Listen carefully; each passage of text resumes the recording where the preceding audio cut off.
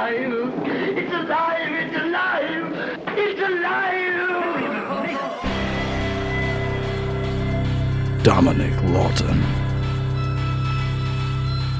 can be wild. Welcome to the Bad Movie Cult.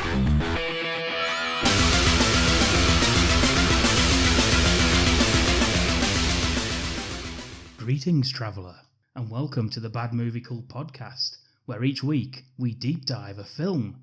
Not just any film. Well, actually, it is any film, yeah, isn't it? It usually is, actually, yeah.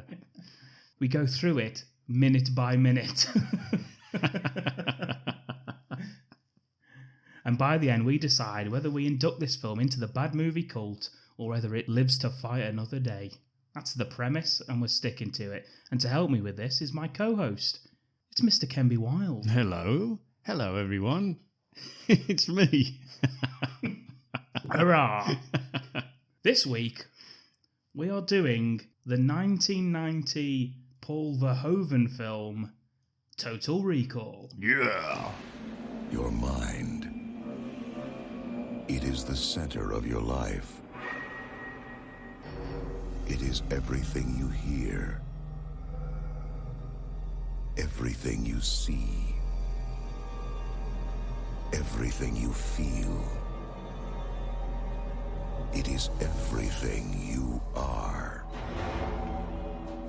How would you know if someone stole your mind? Great. Cut. Get ready for a surprise! We can't let him run around. He knows too much. They've got your bug. I get a lock. There! The bug's in your skull. Welcome to Mars. You got a lot of nerve showing your face around here. Look who's talking.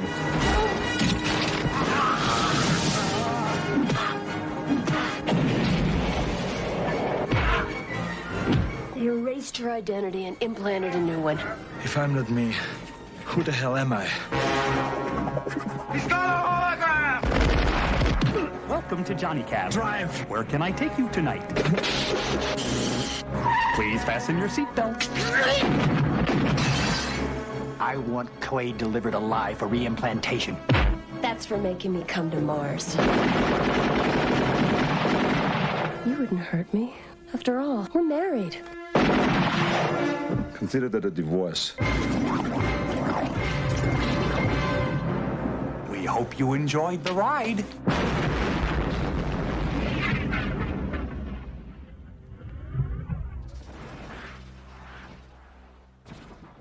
Got a plot for you, Ken. Go on. When a man Yes. goes in to have virtual I thought you were vacation... singing Percy Sledge to me there. When a man... Has some implants. Oh, no, that doesn't sound right, does it? I needed the word memory in there, but it doesn't fit. When a man goes in to have virtual vacation memories of the planet Mars implanted in his mind, an unexpected and harrowing series of events forces him to go to the planet for real. Or is he? What? Is he? Or is he? Or does he? Or is it? Or does he? Or It does say, or is he? Or will he? Or Or am I? Doesn't make sense. 3 key words for you. Yes. Mars. No. What? Space. Oh, right, okay, fair enough then. I'll accept that as a substitute. Memory. Mm-hmm.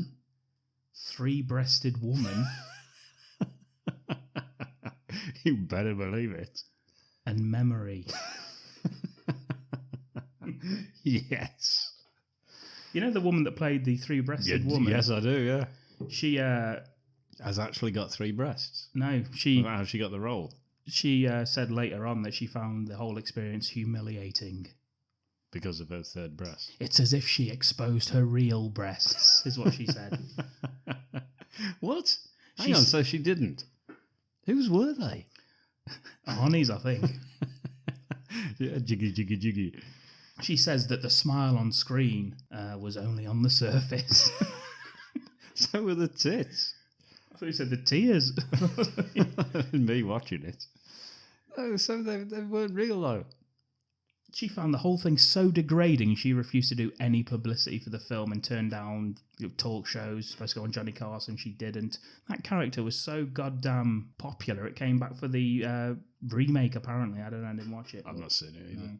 We got female frontal nudity, which, Yeah, that's all good. Breast fondling. Thank you.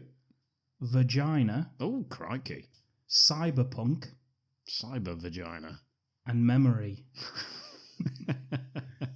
Yeah, it was good. I like those 3 taglines. Yeah, keywords that you said there were. Speaking of taglines. Oh, damn it. How would you know if someone stole your mind? I don't know if you would you? Ask John Saxon. Get out. Get out of my mind.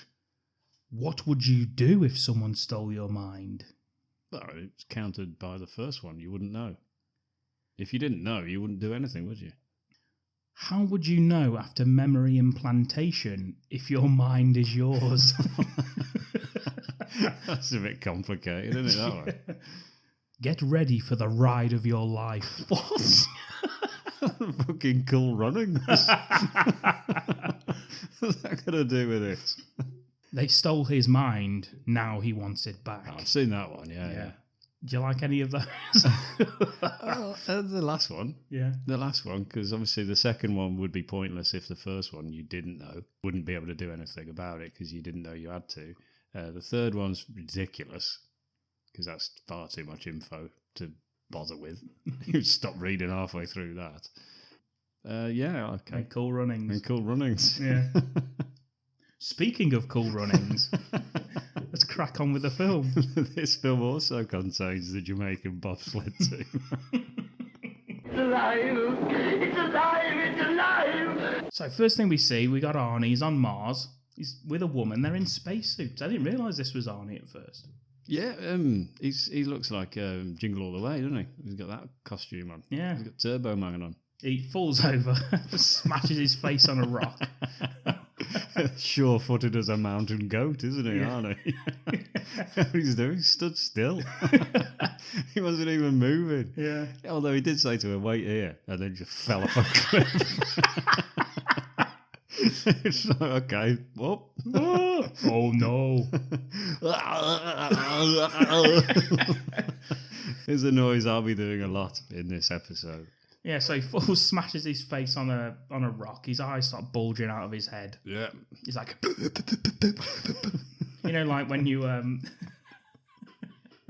when you eat Alpen, like the way you eat Alpen. Yeah, I do. Like that, isn't it? I have it dry. For those who don't know, I have it in a bag, and then I just pick it out of the bag, a handful, and I just throw it into my own face with my mouth open to catch some. It'd be ridiculous if your mouth was closed. Well, yeah, that's why I don't do it like that. I've learned the hard way. Yeah, just blind yourself with it. Yeah, I do, yeah. It's all in my beard for weeks. Yeah, anyway, yeah, he does, yeah, his eyes pop out and he's dead. Arnie wakes up in bed sweating, and why the fuck wouldn't he? Because next to him is his wife, who is Sharon Stone, in her prime. Oh, yeah. Arnie plays Douglas Quaid. He's a construction worker. In the future, there will be construction workers. Yeah, the size of this.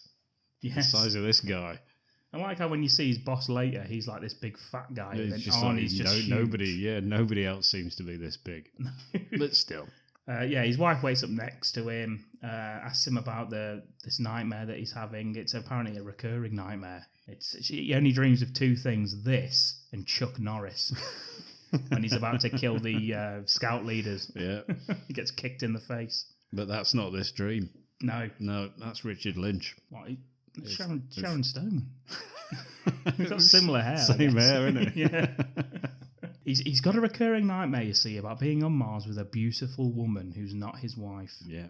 That doesn't sound too much like a nightmare, does it? Not really. Unless, of course, he dies every single time. He falls and it's not much of a dream, is it? Unless we're coming halfway. Yeah. Because it's not about a 20-second dream. Yeah. He's just stood there, says, wait here, and falls over.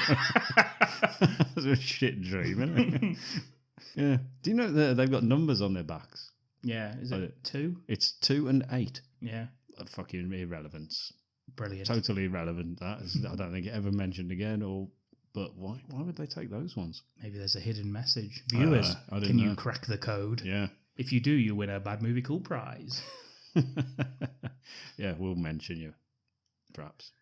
Yeah, she starts out... Then we'll edit it out. She starts out play fighting with him, asking him, oh, who's this woman? But by the end, she's really fucking pissed off. Yeah. But of course, he's Arnie. He's fucking massive, so he just like basically restrains her. She seems mental, to be honest. Like She is. She's totally insane, but she's Sharon Stone, so crack on with it. Yeah, go over it. Fucking ice pick under the bed. As Quane's What, the rapper? Motherfucker! There's a rapper called Ice Pick. There should be, shouldn't there? Yeah, nose pick. Well, that's not fucking quite as cool as Ice, is No. it? Isn't that Vanilla Ice's film? What, Ice Pick? Cool as ice. Nose picker. It's a Vipco film, actually, the nostril picker. Is it? Yeah. Every time this guy picks his nose, he turns into a woman. It's not a good film. What the fuck haven't we covered that yet? It's Add it to the list, Gareth. I've got it on my shelf. It's not fucking Boosie, is it? No. Thankfully not, no. I watched a Boosie film the other day. Eye of the Tiger. And yes, they do use that music. Oh, do they? Yeah. I thought he just had one eye that was like a tiger's eye. It's painted on his arse. Well, right on the hole. Keeps winking. Anyway, let's carry on with this. Sharon Stone, what are we talking about Boosie's arse for? We got Sharon Stone in underwear in this bit. Yeah. Tries to restrain her, and Quaid says, "Come on, baby. You know you're the girl of my dreams." Yeah, and that seems what she wants to hear. Maybe not in that accent, but... Come on! Do it now! Come on! Come on, let's have some hanky-panky! That's what he says. Yeah, it does convince her, though, when she offers him some sexy sex. Yep, and he's all for it. Big sweaty Arnie, isn't he? Big old sweaty beast. With his big sweaty oak. Yeah, he gets his Austrian oak out. Yeah. Yeah, they're nice. We get some news report about terrorism on Mars. Yeah, we cut there. We don't actually get to see any of that nonsense. He's making a protein shake, isn't it? I think he's actually using a bit of muesli. Yeah. He's putting muesli in a shake. Does he just throw it in like you do into your own he does, face? yeah. He's throwing it in the air and trying to catch it in his mouth. Like a grape. Yeah, but it just goes everywhere. Yeah. To be honest, the fucking mess in that kitchen what the hell's he been doing? It's an absolute disgrace. More on that later. Oh. Yes. The terrorism on Mars is all around the extraction of turbinium, which is an ore that's sealed off in a mine, a pyramid mine, I think it's called. And we hear the name Kuato. Mm-hmm. And that he's behind the attack. It's him, don't you see? It's him. He's doing this. Yeah, I mean, Verhoeven loves a news report in his films, doesn't he? He does, yeah.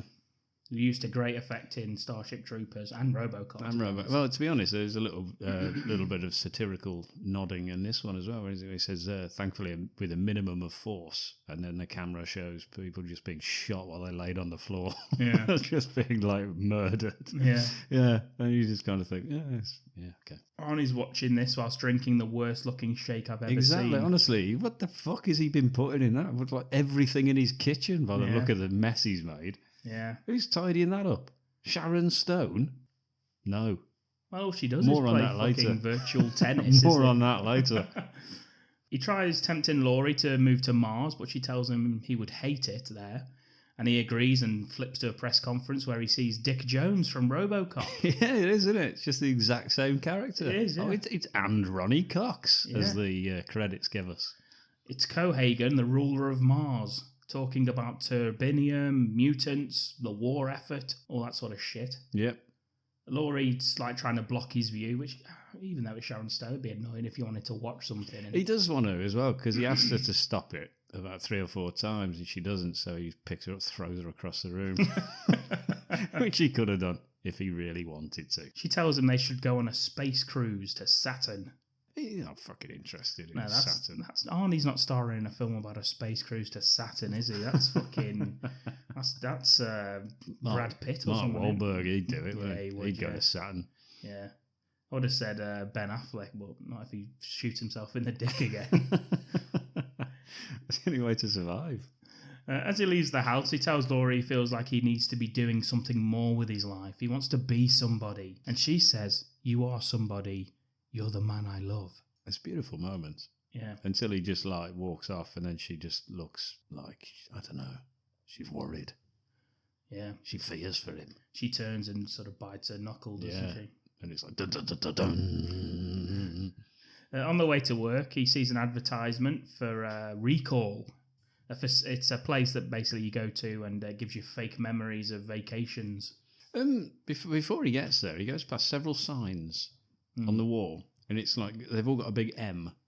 And one of them says M, southbound. One of them says M, security. And one of them says M, etro. So what the hell's an etro?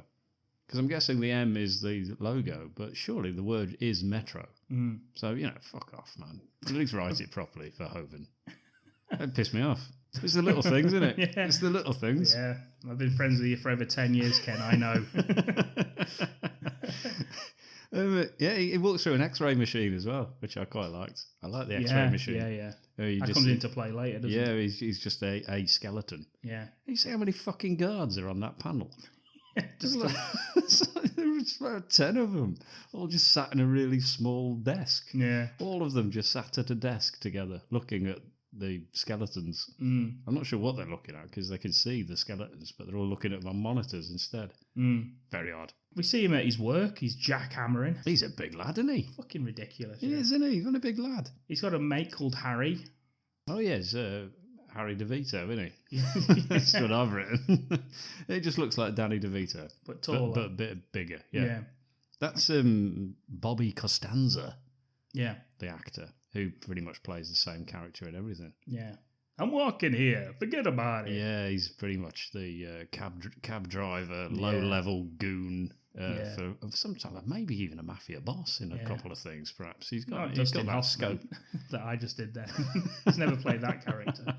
No. But he's that kind of, exactly. Yeah, sort of like flat cap cigar. Flat cap, wearing a vest. Yeah, eating pastrami. Yeah. That kind of guy. You know him. You know the kind of guy I'm talking about. Maybe even selling newspapers on the corner of the street. Yeah. That kind of guy. Selling hot dogs at a vendor stall. The kind of guy you'd see washing his arse in the park. Is that what you're talking about? No, not really. I was giving him like a job, a profession. You just said he's just dirty boy. He tells Quaid anyway that his friend got lobotomized going into Recall because Quaid's like, I was thinking about going on holiday to Mars. I want to go to Mars.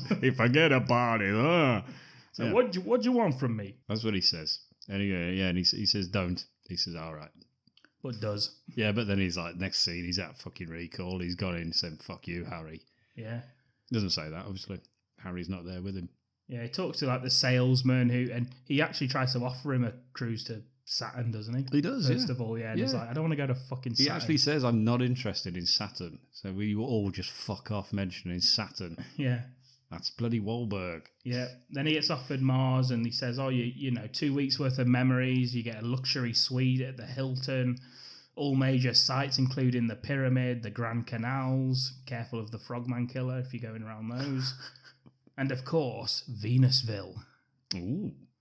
Is that with Val Venus? Yeah. Hello, ladies. Venus Williams. Yeah. Wow, what a power couple they'd be. Yeah. And then, but an extra package is I can't remember what the hell he calls it. I didn't write it down. Venus Williams is the extra package on that one.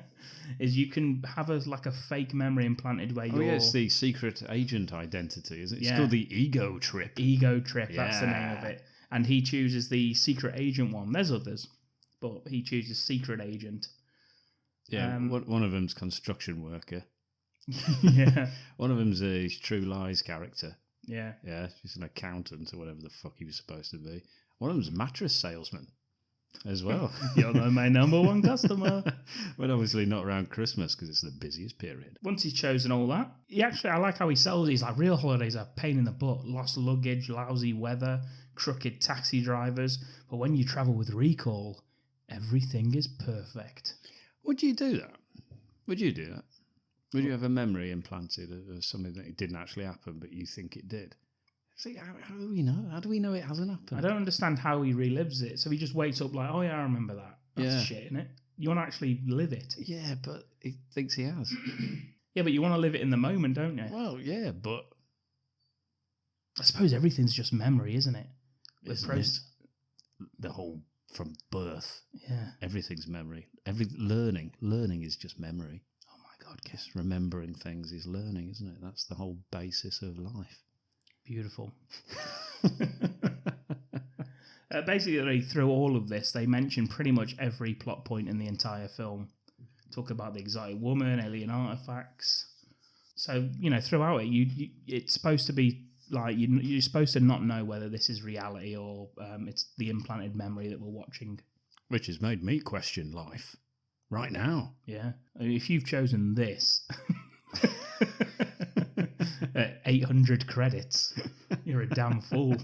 What, a non-profit podcast? Yes. In between working fucking 12-hour shifts. Yeah, like a prick. Fucking hell. Getting bollocked for doing my own job. Yeah. Yeah, that's a shit choice. I should have had a look at the ego trip package. Yeah. Secret agent. A few extra credits. We're sending you undercover on a podcast. My name is not Ken. It's alive. It's alive. It's alive. Let's crack on with this. I've got 5 kids to feed. Nice. Before the procedure begins, he's asked to select the woman of his perfect woman. Yeah, she actually says hanky panky. The lady taking his details actually does use the phrase hanky panky at this point. I know I said that he did earlier, but he didn't. But she does. And the I'd have liked him to have repeated that back to her. Hanky panky. He kind of, but he gets it wrong, doesn't he? He says spanky wanky. He's not really sure. He's Austrian, isn't he? So. Yeah. Well, that's the extra package that he's spanky wanky. I'm here for the spanky wanky. Come on, let's do this. That's a good name for the pitch. We've changed the name of the podcast. You're listening to Spanky Wanky. Welcome back. That's the website Ken started. I nearly typed that into Google then rather than put it on my list for the pitch. Yeah, that's actually why I get bollocked at work, because I search it on the work computer. Yeah, so he picks his perfect woman and he chooses a brunette when his wife's blonde. Yeah, it is a bit weird, isn't it, that? Yeah. Still, What are you choosing, Ken? Bald. He chooses an athletic body. He could have chosen slim, athletic, or voluptuous. Yeah. I'd have probably gone athletic. Mm-hmm. Damn right, I'd have gone muscular. I'd have gone Arnie's body. Arnie's body. Brilliant. And then for her personality, he went with sleazy. Yeah, sleazy. He was drifting off to sleep at this time. So, And demure. I like her. What, from G.I. Jane? Yeah. See, that's what I've chosen. I've actually chosen her. He doesn't get to choose how big her tits are, though. No, she chooses them. Yeah? What the fuck? I don't know. I think he's asleep by then, isn't he? It would have been ridiculous if he'd have chosen the biggest ones there, though. Yeah, they were fucking massive. To be honest, the range that he's given is not that good, is it? No. It's not. There's no like mid ground there. Well, there's a C, 34C or something. Yeah, I suppose. Yeah, but it goes up to like fucking G or something. They're still pretty big, though, aren't they? The 34Cs. They're a big pair of tits right there. That's what people say about this podcast. That's what we put on our press releases. Before the memory implantation procedure can begin, Quaid goes into a fucking violent rage. It's a schizoembolism, is what they shout. Yeah. What does he shout, Ken? He actually shouts, "You blew my cover!" He's got some good shouts in this moment, hasn't he? This is like quite famous because I like it when he shouts. You idiot! Yeah, I like it. Yeah, and he's making noises all the way through it as well because he's being restrained by a woman and a little geeky bloke. It's like, I'm not sure they'd be able to restrain him, to be honest. Yeah, he's making farting noises, isn't he? Yeah, he's like...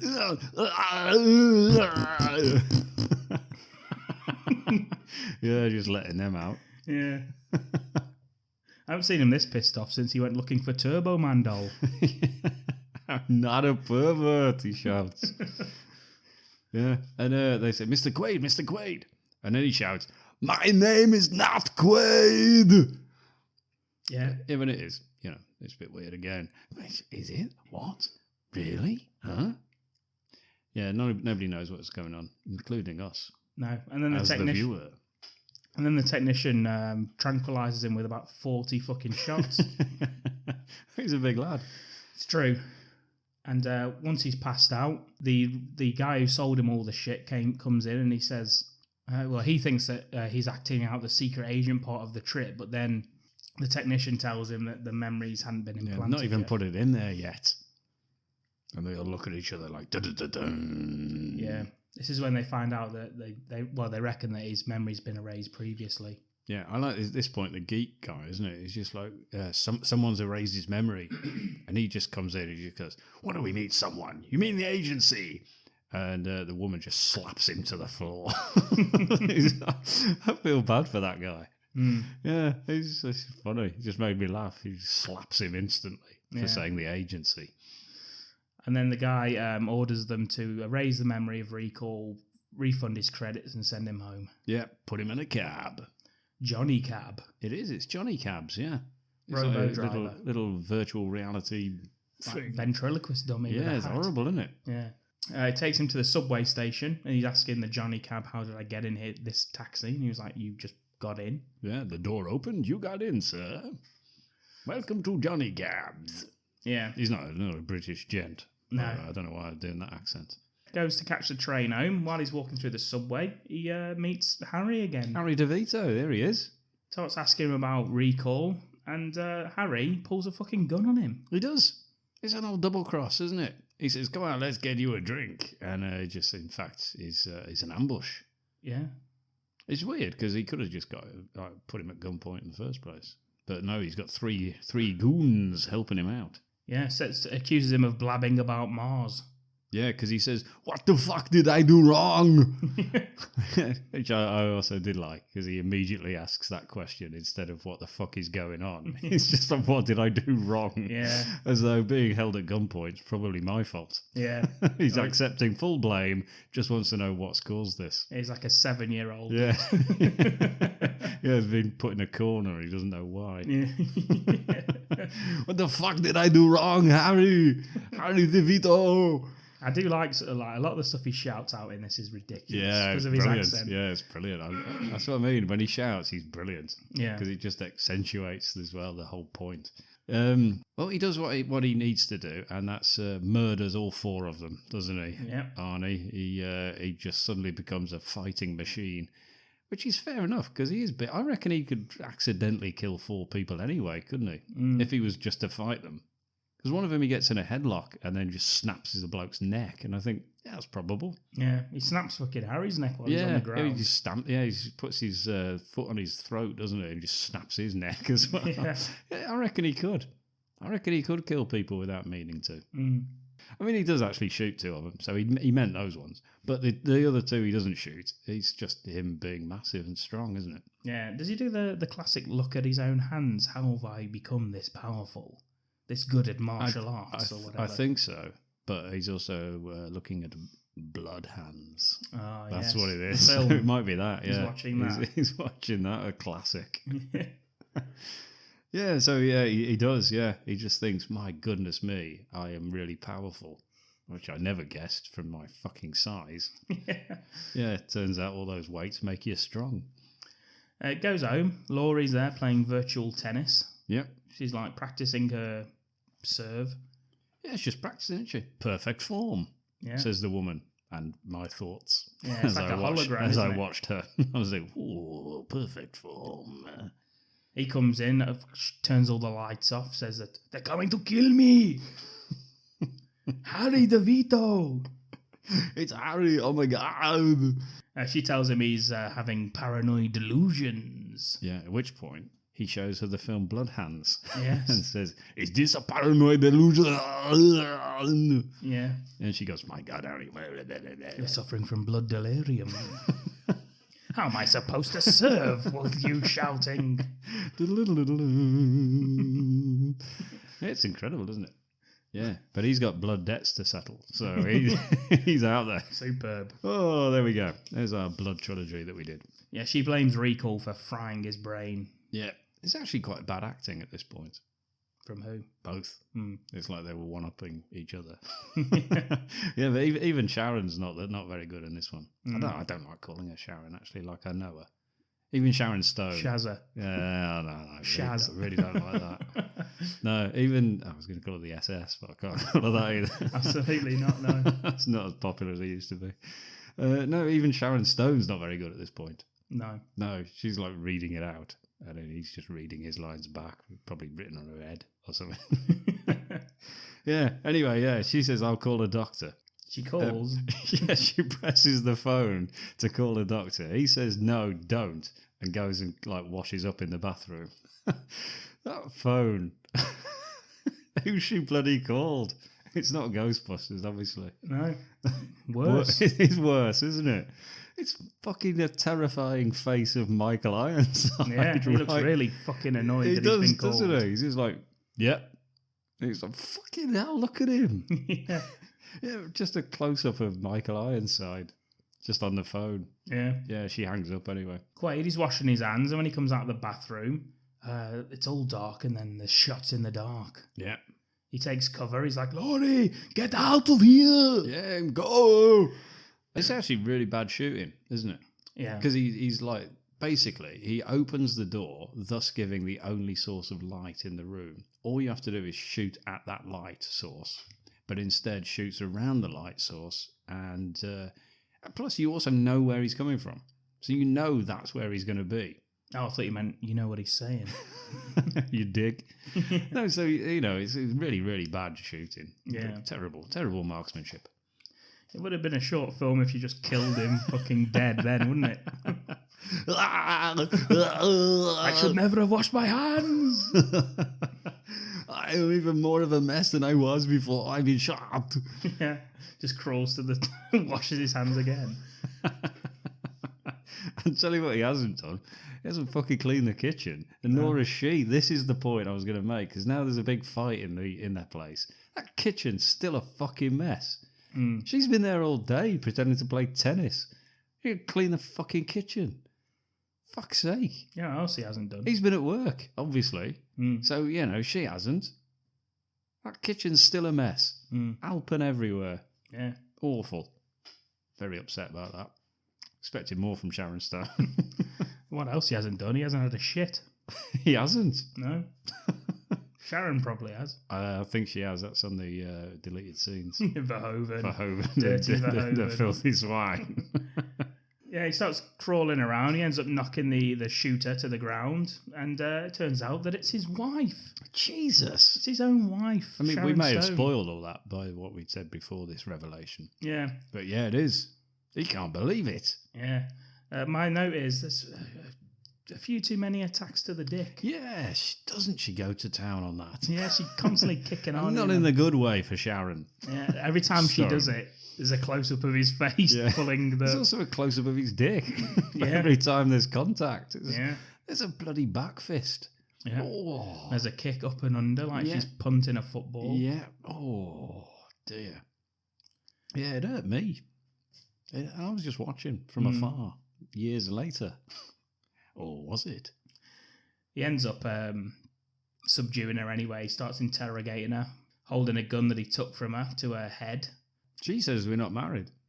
She says, "I'm not your wife." He said, "The hell you're not." So convinced that she is. Yeah. Still.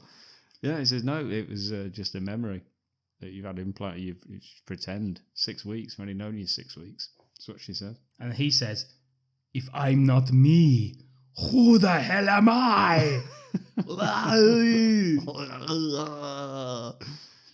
She says, "Why don't you tie me up and have sex with me?" Yeah. Yeah. That'd have been my downfall right there. Yeah. I'd have been like, yeah, okay. And he says, "It's turbo time." But I think she looks over his shoulder as she says that, and he follows her glance, and he sees, you're about to have sex with Sharon Stone. The last thing you want to see is Michael fucking Ironside turning up. That's true. Outside your house. That's true. I've been there. Yeah. Yeah. For 10 years. And so's he.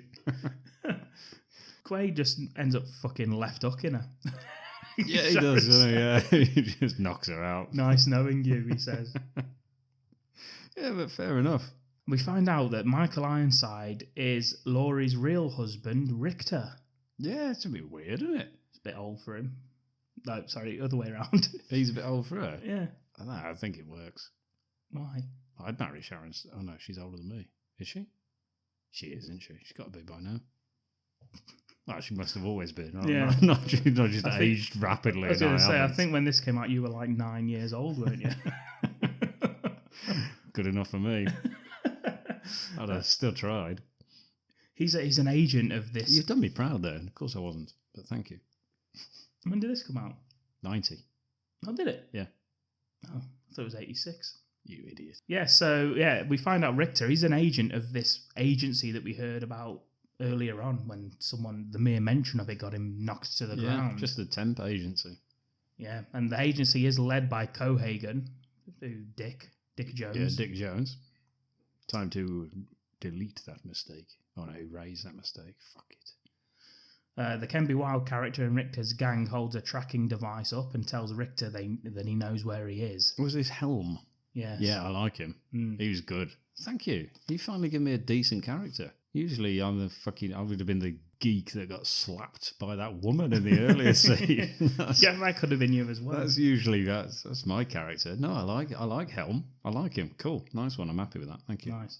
And plus the way, and we'll get to it. Yeah. Richter's, he wants to kill Quaid and greets Laurie with a little kiss. Yep. Little kissy. Yum, yum, yum. Perk of the job for Michael Ironside. Yep. Oh, yeah. They're chasing Quaid through the streets into the underground subway station. Arnie dives through the X-ray machine. Well, he doesn't dive through the X-ray. You see a skeleton fly through. He smashes through the X-ray machine. There's before we get to that, he runs down the escalator, doesn't he? Yeah. Yeah, he goes down the escalator and he's being chased. And there's a guy that just gets in the way. And you know, like when there's an innocent in Arnie films, you know, in the Terminator 2, one where that guy, in the hallway. just walks out. He's like, he's just in the middle of a gunfight. There's this bloke on the escalator. He gets shot about 20 times. He just gets blown to pieces just because he's just in the wrong place. I always love characters like that. Where it's just the collateral damage character. Yeah, 20 times he gets shot. That's how Arnie survives, because he's just on his back being shot to pieces. Love it. Isn't Arnie in a film called Collateral Damage? Yes. Yes, he is. Yeah, where he just discusses all of these. It's a documentary. That's where he goes and takes on Columbia, isn't it, or something? Columbo, Peter Falk. Yeah, one-on-one. Yeah, it's good. I don't think it is Columbia, but still. He ends up smashing through the window of a train to get away, doesn't he? Yes, which is fair enough. You're on the train and Arnie smashes through the window. You're like, not again. And Richter says, I want that fucker dead. And Ken B. Wild says, I don't blame you. I wouldn't want a guy like Quaid porking my old lady. Oh, yeah. You saying she likes it, says Richter. And Ken says, no, I'm sure she hated every minute. Yes. Little sarcasm. Yeah, but even she says later on, I think, or maybe then, that I think she said it in the flat that he was her favourite assignment. Yeah. Anyway, Cohagen, he angrily orders Richter not to kill Quaid because they still need him. He tells Richter that Quaid must be captured alive for re-implantation. Yeah, I think it's 33 minutes in, and they say the name of the film. Yeah, but he might have total recall. Yes, and they all look at the camera. Yeah. And then they carry on. Yeah. It's just a second where they all stop. But when he says he doesn't want him to kill Quaid, Richter pretends there's a bad connection and hangs up on him. Yeah. He wants him dead. But yeah, and then Helm tells Richter they've located Quaid using the tracking device again, and off they go. I'll tell you where he is. Where he's gone. He's gone to the Hotel Ritz. When you're blue and you don't know where to go to. That's how he sings it. Putting on the Ritz. Like young Frankenstein. Yeah, that's what he does. Trying hard to look like Gary Cooper. Yes, he does, yes. As he's in the Ritz, as he's putting on the Ritz, dancing in a top hat and tails, he gets a call from a mysterious man. Tells him he's got a suitcase for him. Quaid's like, "Who the hell are you?" And he says that we were agents together on Mars. And tells Quaid there's a bug inside his head that's being tracked by Richter. Yep. He also tells Arnie to wrap a wet towel around his head. It'll muffle the signal. Yeah, apparently. Yeah. And he does. And he looks like he's got a turban on. Yeah, he does. Yeah, it looks quite ridiculous, doesn't he? I'll tell you what, though, he does it pretty well. Yeah. I wouldn't be able to wrap a towel around my head. He said, like, my sister used to do that, like when they get out of the shower and that, and they just have that little turban thing on their head. Yeah. You just think, how the fuck do you do that? I could never do it. Still can't. Did you try? No. No, I just used to just drape a loose towel over my head. Just go, fuck it. No, I didn't really have that much hair, you see. They had long hair, so that was the point. That's why they did it. Yeah, no, I couldn't. I still can't. No. But he can. Can't he, Arnie? Does well. Does it well, Does very well. Must have been from his Conan days. Yeah, all credit to him. Anyway, the guy says, "Come down here, collect this fucking suitcase." Yeah, I'm outside, you idiot. Yeah. I've been stood here waiting for you to finish having your fucking shower and putting your turban on. Yeah, dancing, singing into a comb. Putting on the bloody Ritz. Yeah. It reminds me of that in Home Alone. Arnie doing that bit. The Home Alone bit in the mirror, singing to himself. White Christmas. Yeah. How does he do that? Out of my face. Yeah, and his eyes bug out. As he's leaving the hotel room, Richter and Helm, they arrive. They chase Quaid, who jumps in another Johnny cab. He's like, "Get me out of here. Come on, let's go. Come on. Come on, Johnny cab." And Johnny cab's like, "That's not a destination." He's like, "Get me the fuck out of here." And he ends up just ripping the fucking thing out the driver's seat, doesn't he? Yeah, and it's got joysticks, hasn't it? Yeah. And off we go for a little pursuit, a little car chase through a factory. Yeah. Oh, he goes to a factory, should I say. And Johnny Cab asks for 18 credits fare. And as he gets out, Arnie says, "Sue me, dickhead." Yeah. And Johnny Cab... Not very nice, is it? Well, Johnny Cab just goes mental and drives at him, missing him and blows up. Quaid has to do the old army roll out the way. Well, that's what you do. If you try and stiff Johnny Cabs, that's what happens. Quaid ends up opening the case. There's money in there. There's a few ID cards. There's a load of different spy gear. Including, there's like something in there as well that like projects his mirror image across the room. Yeah, duplicatus. There's also a screen built into the briefcase that plays a recording of himself. Or is it? Well, it is actually, yeah. He's played by Arnie. He's just got slightly different hair. Yeah. Which is the same as it is, though, to be honest. He says that he was originally called Hauser, and he was a high-ranking member of the agency, and Cohagen's best friend. I love you, Hauser. I love you, Cohagen. In the recording, Hauser tells Quaid that he met Melina, an agent for rebels on Mars, and that she convinced him to switch sides. Hauser says that Cohagen discovered his treason, the agency erased his identity, and a new one implanted. And in the new identity, Quaid was exiled to Earth, where he could be closely watched. By Sharon Stone. Yeah. Hauser tells Quaid a unique way of removing the tracking device. Oh, I hate this bit, man. Yeah. Honestly, this is one of the worst things I've ever seen in any film. It's like a glue gun. Yeah, it's horrible. I really, really don't like it. Why don't you explain it for us, Ken? No, thank you. Crack on. It's basically like a glue gun that he shoves up his nose until he hears the crunch, is what I hate it. Hauser says. And then he has to pull down and out comes like a fucking Kinder egg. It's massive, isn't it? It just pulls it out of his nose, and you get to see it like moving through his nose. Oh, I hate it. It's horrible. Why? I don't know. I just don't like it. I've never ever liked it. Always just makes me go, oh no. Yeah, so the tracker's out of him. He leaves it on the side, does he? Just leaves it on a rat. Yeah. Yeah, puts it on a rat. Spoilers. Sorry.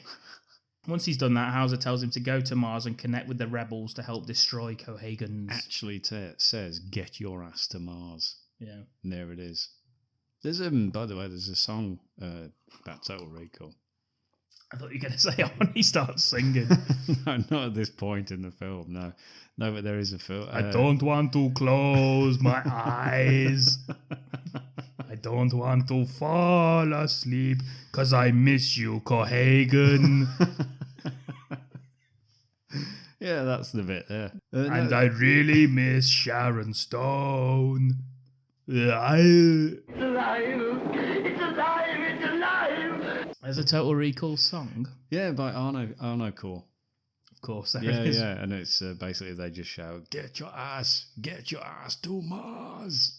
And it starts with, my name is not Quaid. And it's the story of this film in song form. I liked that. They did Conan as well, didn't they? They've done them all. Yeah. Yeah, they're brilliant. Yeah, if you like their films, if you like Arnold Schwarzenegger films and you like rock music, you'll love Arno Core. Nice Which plug. is a combination of the two. Yeah, and that's free. They don't pay me for that. Why would they? Yeah, so Quaid he puts the bug in there some chocolate that he has, and throws it to the rats and fucks off. Richter, Helm, and the rest of them all start chasing the bug around the factory, not knowing that the rats got it. Until they shoot everything up, and then they find it is a rat, and then they blow it up anyway. Fuck it. And then we see this massive fucking woman. She's a big lady, isn't she? Arriving on Mars. This is quite the performance from this woman, isn't it? Yeah. Again, I don't really like this bit either. No? No.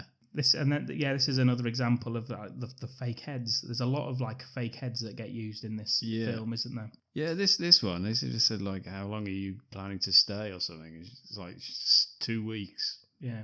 He's like, okay. He was like, 2 weeks. Yeah, he's like, did you bring any vegetables or fruit over from Earth? And she's like, 2 weeks. And the guy's like, sorry? And then she starts having a spasm. Yeah, just shouting 2 weeks. This is the bit I didn't like. You see that bit where he's weird looking. Yeah, Richter's walking past with these men and he keeps glancing around at this woman and then he stops and just is watching her as she starts jittering about and walking backwards. Richter says, that's Quaid. And her head opens, doesn't it? In little sections. Yeah. And it is. It is Quaid. He seems very pleased. It's actually a fake Arnie head, similar to the one in Terminator when he has the red eye. It's some of this is I suppose you watch it on Blu-ray, it looks a lot poorer than I suppose it would have back in the day. I don't know. It still looks fine. It's not on there long enough for you to think that looks awful. Yeah, even when he's pulling the thing out his nose, though, it's like I don't like it. Still don't like it. Maybe it's because I don't really look at that bit that I don't notice if it's aged badly. Yeah. I just sort of look at it. Oh, no. Arnie throws the woman's head at the guards, and the woman's head shouts, "Get ready for a surprise," and blows up. Yeah, which is weird. It's weird that you program that. For it to blow up, you're wearing it on your own head. No. No, that bit's fine. I totally accept that. The bit that you'd program it to have a quip beforehand. Well, Arnie's full of them, isn't he? So he's going to want a woman head too. He ain't got time for that shit. You don't even know who he is. He's got no time for quips. Who am I? He just screams as he runs off. Yeah, and there's a bit of a chase. He shoots the window and nearly kills absolutely everybody in the fucking place. Yeah, well, way to go. Way to go, Arnie. Yeah, see a few people fly out into the atmosphere. Yeah, doesn't really think that through, does he? No. One of the customs agents manages to hit a button and shutters it down. Yeah, stops the air closes it down. Yeah, this is where we see there's loads of people in Mars that are deformed, and the ones that are deformed have psychic abilities or some sort of ability or some shit. And apparently it's down to a mixture of solar radiation and shoddy air quality. Yeah, well, probably. Maybe. Why not? He gets on a train from the customs station, Quaid, and he sees the big mountain with the pyramid mine. The pyramid mine inside, yeah. And it's got all the turbinium, a massive ore that's... ore? I think that's the thing everyone's fighting over, isn't it? Yeah, it's used for providing shit and stuff. Yeah, and it's owned by Cohagen, which is why he's the ruler of Mars. And he asked another passenger about it, who I've seen in other things, that guy. Yeah, I have. I can't remember who he is. No. Passenger tells Quaid he worked there until they found alien artifacts there and shut the mine down. Quaid tells him, I thought that was just a rumour, and the man scoffs at him and says, okay, whatever, you massive fuck. Get a scene of Richter getting bollocked by Cohagen for being reckless, trying to kill Quaid. Reckless Richter. That's what he says to him. Richter reckless. You're reckless. Oh, forget it. Get the hell out of here. That's what he says. Yeah, it's really good. He tells Richter that he's deliberately kept vital information from him so they can capture Quaid alive and finally find Kawato and kill him. Kill him. That's what they want to do. Of course they do. He's the leader of the bloody rebels, isn't he? Leader of the mutant rebels, the Alliance, the whatever else the Star Wars references. Quaid gets a suite at the Hilton. He gets a little lockbox as well, with a what is it? A flyer for like a titty bar. Yeah. He's now called Brubaker. Yeah. My name is Brubaker. My name is. Yeah, and he just like flicks through a book to pick one. Brubaker. Yeah, and it's like there's a note on it saying something like "Speak to Melina." For a good time, ask for Melina. It's like, can I borrow your pen? And he does, and he writes the name Melina, and he's like, "Oh my god, it's my handwriting!" Like he doesn't know his own handwriting anymore. He doesn't. He's never had to write anything, has he? Since his 6 weeks ago. He works at the bloody construction. You don't have to write shit down there. You just have to jackhammer everything. That's what he was trying to do there. But instead he asked for the pen because he couldn't find the plug for his jackhammer. It's a dangerous thing, isn't it? Yeah. As he goes outside, he meets a fucking taxi driver. Yeah, Benny and the Jets. It's Elton John, dressed in baseball attire and blacked up. The Last Resort is the name of the place that he's going to. Yeah, nice. On his way there, he does witness the rebels, doesn't he? And some explosions. But Benny's pretty cool, man. He just drives straight through. Yeah. Yeah. Tells him about he's got 5 kids to feed. Yeah, that's why he keeps working there. Yes, it's dangerous, but, someone's got to feed the kids, right? It's basically Benny's story. Yeah. Yeah, and anyway, they head to the Last Resort. Yeah, but when they does see the attack, he does ask Benny what they want. Benny replies, all the usual, more money, more freedom, more air. That's all that the rebels want. Yeah, son of a bitch. Air is currency. Imagine that, people. You can't imagine it as you're sitting there eating your fucking Cheetos. Imagine that. Air is currency. Yeah. What the fuck are Cheetos? What? Cheetos. What are they? Oh, those fucking little puffs cheesy, of fucking... Yeah, of fucking. Little puffs of fucking. Or is that a line from the 12 Days of Christmas? Little puffs of fucking. 5 gold rings. 3-titted bird. 2 Arnies. And a tiny dwarf prostitute. Speaking of which... Oh, wow. Really? We go to the Last Resort. Yeah. Cut my life into... Papa Roach are playing. Oh, Jacoby Shaddix. Hello, Jacoby. He's got a ruff on. A buckled hat. Hello. I'm Jacoby Shaddix from the Last Resort. He asked for Melina at the bar. Oh, Jacoby Shaddix? Yeah. Yeah, he's not in it. He's gone. I see. He's left. He's gone on tour. He's told that she's busy, but maybe instead he wants another girl. Maybe this girl right here. And what's so special about this girl, Ken? Well, I'll tell you. She's got 1 tit, 2 tit, wait a second, 3 tits. Indeed. Originally, the plan was for her to have 4 tits. That's too many tits. Come on. Yeah, they said it Isn't looked it? like a cow, so Exactly, they yeah. got rid of it. Yeah. Gave her 3. And he says, no thanks. Not interested. No, he's not bothered, is he? No. I'd like a bit of that. You get to see them all. Under toi. How many As they vaginas say. do you think she has? 8. Oh. That's not erotic. That's like a fucking alien disease. Yeah. All up her legs. Yeah, they are, yeah. Oh. Like suction cups. Like the tentacles of an octopus. Anyway, yeah, he finds Melina, who looks like the woman that he described at Recall. Yeah. She's only got 2 tits by the look of it. Mm. You know, so that's good. That wasn't offered to him, was it? How many tits? Well, mind you, it wasn't even offered the size, was he? So, you know, that decision would have been made. The choice of how many. No. She calls him Hauser, welcomes in, grabs his dick, says, what have you been feeding this thing? Great line from Arnie, where he replies, blondes.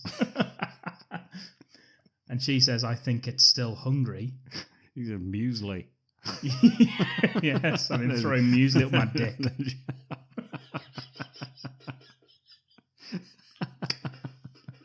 Yeah, I've been throwing muesli in my dick.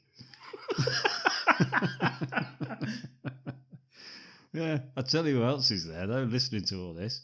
Bloody Tony from Breaking Bad. Is he? Yeah, he's sat there. Bloody hell. Yeah, he's sat there. He's not happy about any of this shit going on. Who the fuck's Tony? It's Dean Norris. He's not called Tony in Breaking Bad. He's called Tony in this. Yeah, some big pink bastard. Yeah, that's him. Yeah, with a vagina on his head. Yeah, that's him, yeah. Yeah. He says, you got a lot of nerve showing your face around here, Hauser. That's a great line. And Arnie's like, look who's talking. The film with Bruce Willis as a talking baby. Yeah, and then John Travolta walks in. And then another guy comes over and he's like, hey, cool it, vagina face. Relax, you'll live longer, says Quaid before disappearing off with Melina. Yeah. There's a sexy dwarf. Yes. Yes. What was his name? Big man. There is, yeah, little blonde fishnets on and all sorts, isn't Yeah. she? She's wearing. Her character's actually called Thumbelina. Nice. So how come she was all right with all this, and yet the woman with fake 3 tits said it was absolutely degrading? Thumbelina didn't have to get her tits out, did she? I wish she had. She does say that if you need any help with this guy, give me a shout. I'm going to go and have sex with Tony Vagina from Breaking Bad. That's like that could be a name of an Italian mobster, couldn't it? Tony Vagina. You know, they've all got like nicknames. Well, that's his nickname. That should be his real name. Tony Vagina. Yeah. His nickname should be the That's cunt. that's just like a. That's more like just an anatomy lesson, isn't it? His whole name. Tony the cunt vagina. Tony Vagina. Knees and toes. Knees and toes. Vagina. Yeah, she does. Well, imagine Tony a scene. Vagina sleeps with the fishes. Imagine Arnie having a sex scene with the dwarf lady. You're going to say Tony Vagina. Right in his head. Yeah. Well, Arnie's just shagging that guy's head. What the hell are you talking about, Ken?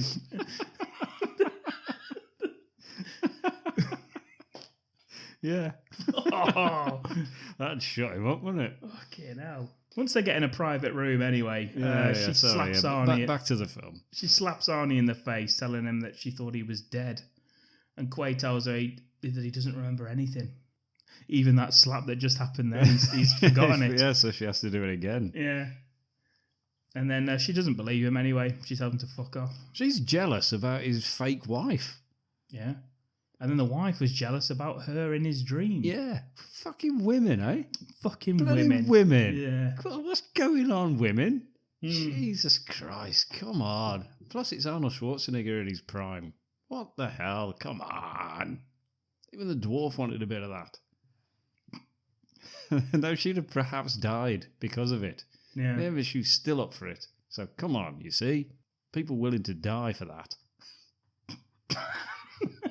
Even Tony, he wanted a bit. Even Tony's vagina head. Yeah. He'd have probably died, wouldn't he? It's not even right into his brain. Drilling into his brain, wouldn't it, that? Yeah. Yeah. That's disgusting. Cut to Benny feeling up the three-titted woman. Yeah. How degrading. I thought when watching it. I'll tell you what's weird, right? When he's feeling her up, he's feeling the outside too, which would be the normal two tits of a woman with just two tits. Oh, he's practiced, isn't he? That's just but he's not even gone for the one that makes her unique. He's only got two hands, Ken. Yeah, but he's got a not face. it with his dick. He's got a face, He's hasn't he? not fucking sucking on her tits in the fucking bar, is he, you animal? You've been in the fucking game too long, you have, Ken. He's feeling them in the bar. There's a difference between feeling a girl's tits and fucking having a fucking midday snack on them. Is there? Your Honour? I beg to differ, sir. Yeah, but he's gone for the two that everyone would have. Surely the point is that it's... How do you know that? You took a fucking census, have you? Questionnaire outside the fucking last resort. No, it's the thing that makes... No, not in this, but in the world. Surely the people without three tits have also got those two, yeah? Which means the two he's gone for are the normal two. But what makes her unique is the third one that he's ignoring. Maybe he went for that one first with two hands, and then he went outside. Well, maybe, but we don't get to see it. That's true. I can only comment on what we see. I just think, it's a waste of the third tit. Quaid returns and tells him to take him back to the Hilton. We could have done the whole podcast just on this. This scene. He ignores Benny when he asks him if he's ever fucked a mutant. Yeah, well. I know I have. Some of the fucking girls where we live, Jesus Christ. That's a bit harsh. Got more tits than teeth around here. Again, very harsh. And again, another one of Ken's films. It's a sort of an old age one, that one. More tits than teeth. It's Ken in the retirement. So I used to work in the nursing home.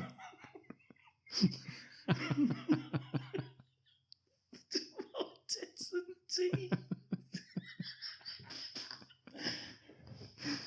That's a fucking great name for a fucking old age person porn film. It's alive! It's alive! It's alive! Once he's back at the hotel, Quay's visited by Dr. Edgemar, who's played... I know this guy from Bill and Ted's Bogus Journey. I know him as the co-host of this podcast. You son of a bitch. Yes! It's about time, though, isn't it, listeners? I've been molesting old people and... Not molesting, Ken. It was all consensual. Everyone got paid. They signed the waivers. Exactly. Yeah. Yeah, okay, yeah, fair enough. This guy and the guy from... I don't like your view of me, Kenneth. Because this guy kind of does look like the guy from Human Centipede 2. Yeah, that was the last person I said to Dom. You're in this, aren't you? I didn't know he'd seen Human Centipede 2. I just said it and they just got back, you cunt.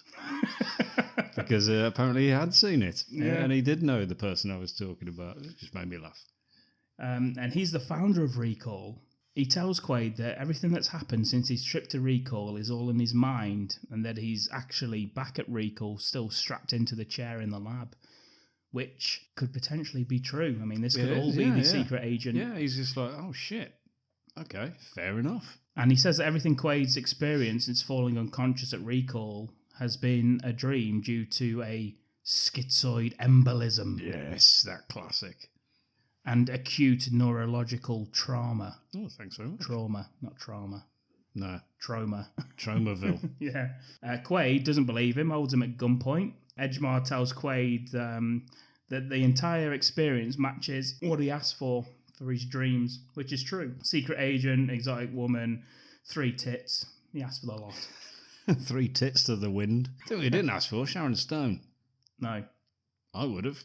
Speaking of which, What? he opens the hotel. Well, he asks Quaid to open the door. What I think it is, I've done the seamless thing a bit better than you did because He asks Quaid to open the door for the hotel, and Quaid's like, "Fuck you! You open the fucking door, you son of a bitch!" I do like it when he says "fuck you." Fuck you. Schwarzenegger.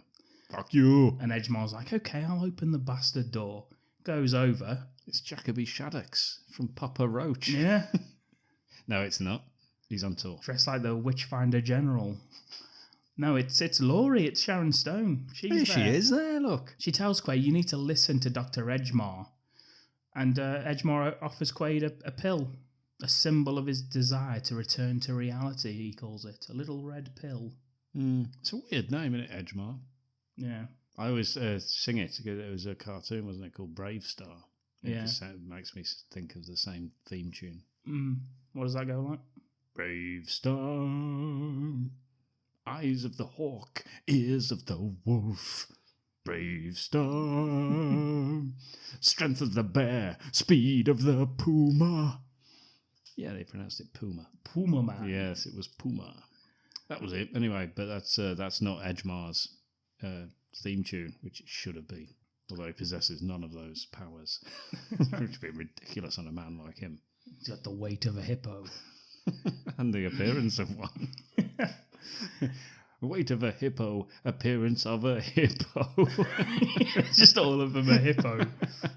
You'd be like, Edgemar. You'd be like, what a really bad thought. Sorry, everyone. Sorry. Just the bloke writing the themes. Just like, well, what else have you got? I don't know.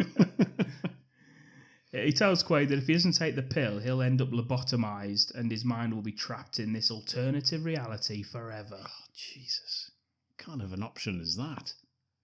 But if he does take it, he'll fall asleep and wake up back on Earth. With Sharon Stone. Yeah. Quaid, he does put the pill in his mouth. He's about to swallow it when he notices there's a drop of sweat rolling down Edgemar's face. Oh. And that could be because he had to walk to the door to open it. So it could just be because he's massive. So obviously seeing Edgemar, sweat of a hippo, face of a hippo. Edgemar, appearance of a hippo is actually a hippo. Thank you. He's like that. Is that any good for you? It's the guy writing it. He's like, what do you reckon? He's like, yeah, it's could we have more hippo? Yeah, so yeah, I'm not sure we've got the fact that he actually turns out to be a hippo. Just in a suit. Yeah, so Quaid, obviously, he sees the sweat, immediately thinks, this is reality, because why would I think of someone sweating? Yeah, why would he have sweat if he's not real? And shoots him in the face. Yeah, bang, he's out of there. Shot like a hippo. And Sharon Stone calls him an idiot. A blithering idiot. You blithering idiot, she says. Oh, dear. And She's then, very harsh, isn't she? And then the walls all fucking cave in. And it's like a SWAT team. Yeah, of people. Henchman attack. Go, go, go, go, go, go, go. And they capture Quaid. There's 3 back fists in a row in this. Yeah. Yeah. Nasty. Yeah. I always liked it when Arnie back fists people. Laurie herself deals a few painful blows to him. Yeah. And knocks him out, knocks him unconscious. Yeah, and they cuff him. They take him to the elevator, and when the doors open, Melina's there with a fucking machine gun. Yeah, there we go. And kills everyone except for Laurie. Of course they do, because there's a fight. Yeah, you can actually see that like Sharon Stone's doing quite a few of the fighting stunts. I think she got into like shape and did like all sorts of shit. She learnt it though, didn't she? Yeah. She did do martial arts for this. Yeah, and she's about to stab Melina to death with a knife, but Quaid shoots the knife out of her hand. He's woken up. Shoots the knife out of her hand. She looks up, telling him that he wouldn't hurt her because they're married. And while she's saying this, she's reaching behind and she's got a gun in her waistband, hasn't she? She has. At the back. Yeah, right up her jacksie. Yeah. And she pulls the gun, but Quaid shoots her in the fucking head. Yeah. And he says, "Consider that a divorce." Yeah. He doesn't spit on his own chin when he says divorce. Yeah, shot her in the fucking head. Yeah, you shoot Sharon Stone in the face. Imagine that ruin that beautiful face. Unbelievable. Oh, honestly. Melina joins in, calls her a bitch. Yeah, and they say, yeah, see you around, Stingray. Fucking hell, I've got that written in my fucking notes. Really? Yeah. Look. Right there. Fucking hell. Jesus Christ. Yeah. Oh, fucking hell. Melina tells Quaid that Kawato wants to see him. Richter and Helm, they burst out at the elevator. Richter sees Laurie dead. Oh, he is not happy, is he? No. Ironside. He's not happy, man, is he? Yeah, Richter. Goes No. right off the bloody scale. Yes. And he starts trying to shoot at Quaid, but Ken stops him. Yeah, I'm happy with that. They leave the hotel. Benny's, he's waiting for him. Nice of him to still be sticking around, I guess. Yeah. We get a chase scene. Benny and the chase is what I've written. Nice. Benny. Benny. He takes him to Venusville. Benny and the chase. Let me finish. Sorry. Carry on. Takes him to Venusville, takes him to the last resort. They hide behind some, like, fucking secretive wall panel thing with the help of Tony Vagina. And Richter and his men... Forget about it. Yeah. He's like, I have. That's the plot of the film, you idiot. Richter, he turns up. And they try and find him. Ends up shooting the 3-boob girl where she turns and walks away from him. Yeah, to be honest, in terms of like bad guys, Richter's very, very good. However, this is a really terrible decision on his part just to shoot her. Yeah, and like, why would you? Yeah, because absolutely all hell breaking loose right now just because of that. Yeah, because everyone's armed in this place. Everyone was a bit scared, you know, because he's turned up with his goons. Everyone was a bit like, oh shit, pretend everything's fine. And they were all pretending. They were all okay, nothing's going to happen. And then he does that. Nobody shoots 3-titty bird. Not on Tony Vagina's watch. That's true. Yeah, everybody just shooting, gunfire everywhere. Even the dwarf prostitute gets involved. She does, yeah. Looking sexy with a machine gun. Actually, Tony saves her life, doesn't he? But gets a bullet in the shoulder for Yeah, it. he does, yeah. Helm, however, he suffers quite badly, doesn't he, in this point? That's the dwarf, isn't it? Yeah. As a fucking knife. With a knife, yeah. Just stabs you in the fucking guts. Right in the balls. Oh, is it in the balls? Right in the balls. Jesus Christ, Ken, sorry. Upward stabbing motion. Oh, dear. Right in the... Yeah. Yeah, Richter. What a way to go, though. Yeah. If that's the way to go, then I'll take it. Knife to the balls from from a dwarf prostitute. Yeah. You're damn right I would. So he would have wanted to have gone. That's what I'd have said at the funeral. That's what it'll say on the on the gravestone. Yeah. Richter barely escapes with his life. I tell you how he does it, though. He dives through a window. Yeah, I love it. I love it when people dive through windows. Brilliant stuff. He rings Cohagen and tells him about what's going on, and Cohagen, he loves it. He's like, don't fucking do anything, just come back here. Yeah, pull out of G sector. Yeah. Is what he gets told. And they're turning off the air. Mm. They lock it down, don't they? Yeah, that's the power of Cohagen. It makes you wonder why he didn't do that in the first place. But when he was in there, Quaid. No. But if they think all the rebels are based in the G sector, why don't they just kill everyone anyway? He could have done. Could have, but what would that do for his image? I guess. I suppose, yeah, so all this gunfire is good, isn't it? That's the reason they're doing it, yeah? So he's got a reason to do it. He's quelling public unrest. An uprising, yeah. Yeah, okay, fair enough. Yeah, and they cut the oxygen off, as Ken says. Quaid and Melina share a kiss in in a sort of underground passageway while Benny reveals his insect-like arms. Yeah, he tells her that he loves her. Who, Benny? I love your arms. Your little weird arms. I love your little arms, your Benny. Little cockroach arms. Put them in my mouth. From Nightmare on Elm Street 4. That's what he says. Yeah. No, he doesn't. No, he says that he loves Melina, which is weird, isn't it? Because that's quite quick.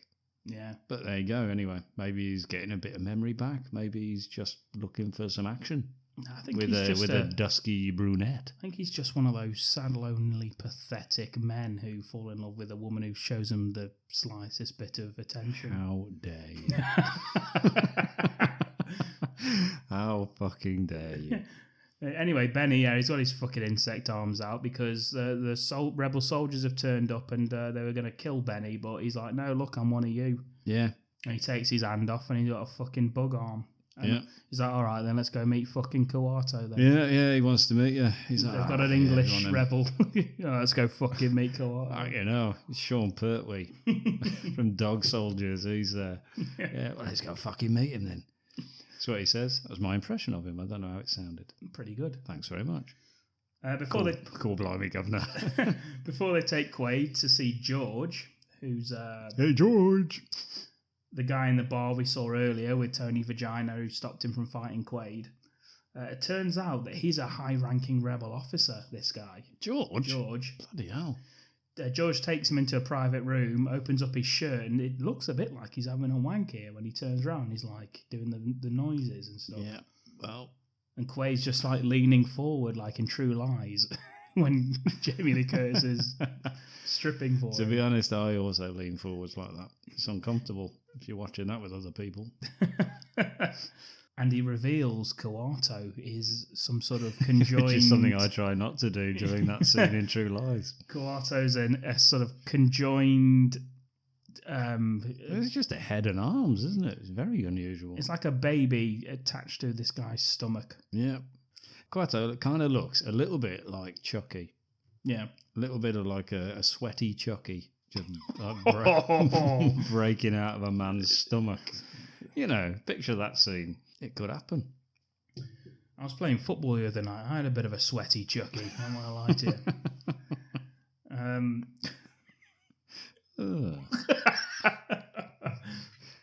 you. He's also psychic, this Coato. I knew he would be. What's he psychic about? What can he do? He read minds, isn't it? Read minds as long as you open your mind to him, apparently, which doesn't make you that psychic. You know, if you can't do it just automatically, it's a bit useless, isn't it? It is kind of useless. But, you know, he does it anyway. Open your mind, Quaid. That's what he says. Pretty good. Thanks. They hope that Coato can read Quaid's mind and find information that will help them defeat Cohagen and free Mars. And he does. He reads Quaid's mind and he sees a vision of alien ruins. The same ruins that have been rumoured to be in the pyramid. That's why it got shut down. Yeah, we see the mine. We see a self-destruct button. We see it's like 500,000 years old. My God, that's a long time. It is, isn't it? It's not quite 1 million. But it's like, imagine 1 million years ago and then half it. I think that's pretty much a good way to think of that. That's how I did it in my head. Yeah. The machine, if activated, could melt the underground glacier and release oxygen and would create a breathable atmosphere for Mars. Oh my God, imagine it. Just as this is happening, the hideout is ambushed by the agency. Yeah, drilling machines. Big drilling machines come through the bloody walls. We did see these drilling machines earlier, but, you know, you don't pay attention to it. But now they're back. So you got George and obviously Coato. They're running away with Quaid and Melina. They get through, and Benny. Benny manages to escape with them as well. Come on, Benny! Come on, Benny! As they shut one door and they head out to go through the next one, Benny suddenly shoots George in the fucking back. And it's a bloody double cross. Yeah. It's a double cross from the insect-armed Benny. He's a covert agent working with Cohagen. That's very covert, isn't it, that he's had an insect arm implanted just to blend in with the mutants. Just to piss Arnie off. Yeah. And he's not even that pissed off. Well, he is, actually. Oh, he is now. Yeah, on this occasion, he is. He says, I got 4 kids to feed. And Arnie says, what happened to number 5?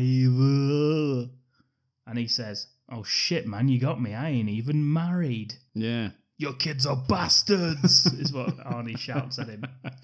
Yeah, of course. So that's nice, though, isn't it? That in the future, in Mars and everything, that having children would denote a marriage. Yeah. How archaic. Yes, for a futuristic. Yes, you see. Yeah, it'd be like that. I never said you were, and they have a conversation about that.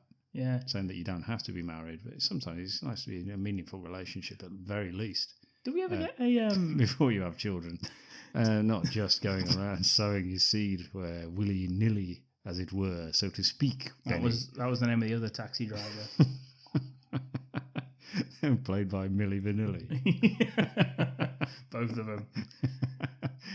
One of them drives, the other one pretends. Do we ever get a caption on what year this is saying? It's fucking Mars. You don't need a year. I was going to say, because like everything's futuristic looking, but everyone's dressed like they're in 1990. Well, good, because in bloody Demolition Man, it was the opposite, wasn't it? Dressed in their bathrobes. Everyone's dressed like a Jedi. Bloody 1996. Yeah, Taco Bell. So it's reversing the dynamic. I like it. I think it probably does tell you. I'm going to have a guess. I'm going to go and have a look in a minute at the Blu-ray. I'm going to guess it's 2029. The future. That's my guess. What do you reckon? I'm going to say like 2020. Well, you think it's that close? I think we're in the past, but in the future. One of them. Oh, I'm still going future. It's alive! It's alive! It's alive! 2048. So in the future, we've mind you, fashion is in cycles. That's what they say. Like, everyone now is dressing like they're in the 90s. All the kids. What? Are they? Yeah. Maybe in 2048 on Mars, they've just caught up to 1990. Bloody kids. Everyone's wearing penny loafers. T-shirts on the outside of long sleeve tops. Long sleeve jumpers, yeah. Yeah, that kind of thing. So it shoots fucking George to the ground. Kawato, he's dying, and he's like,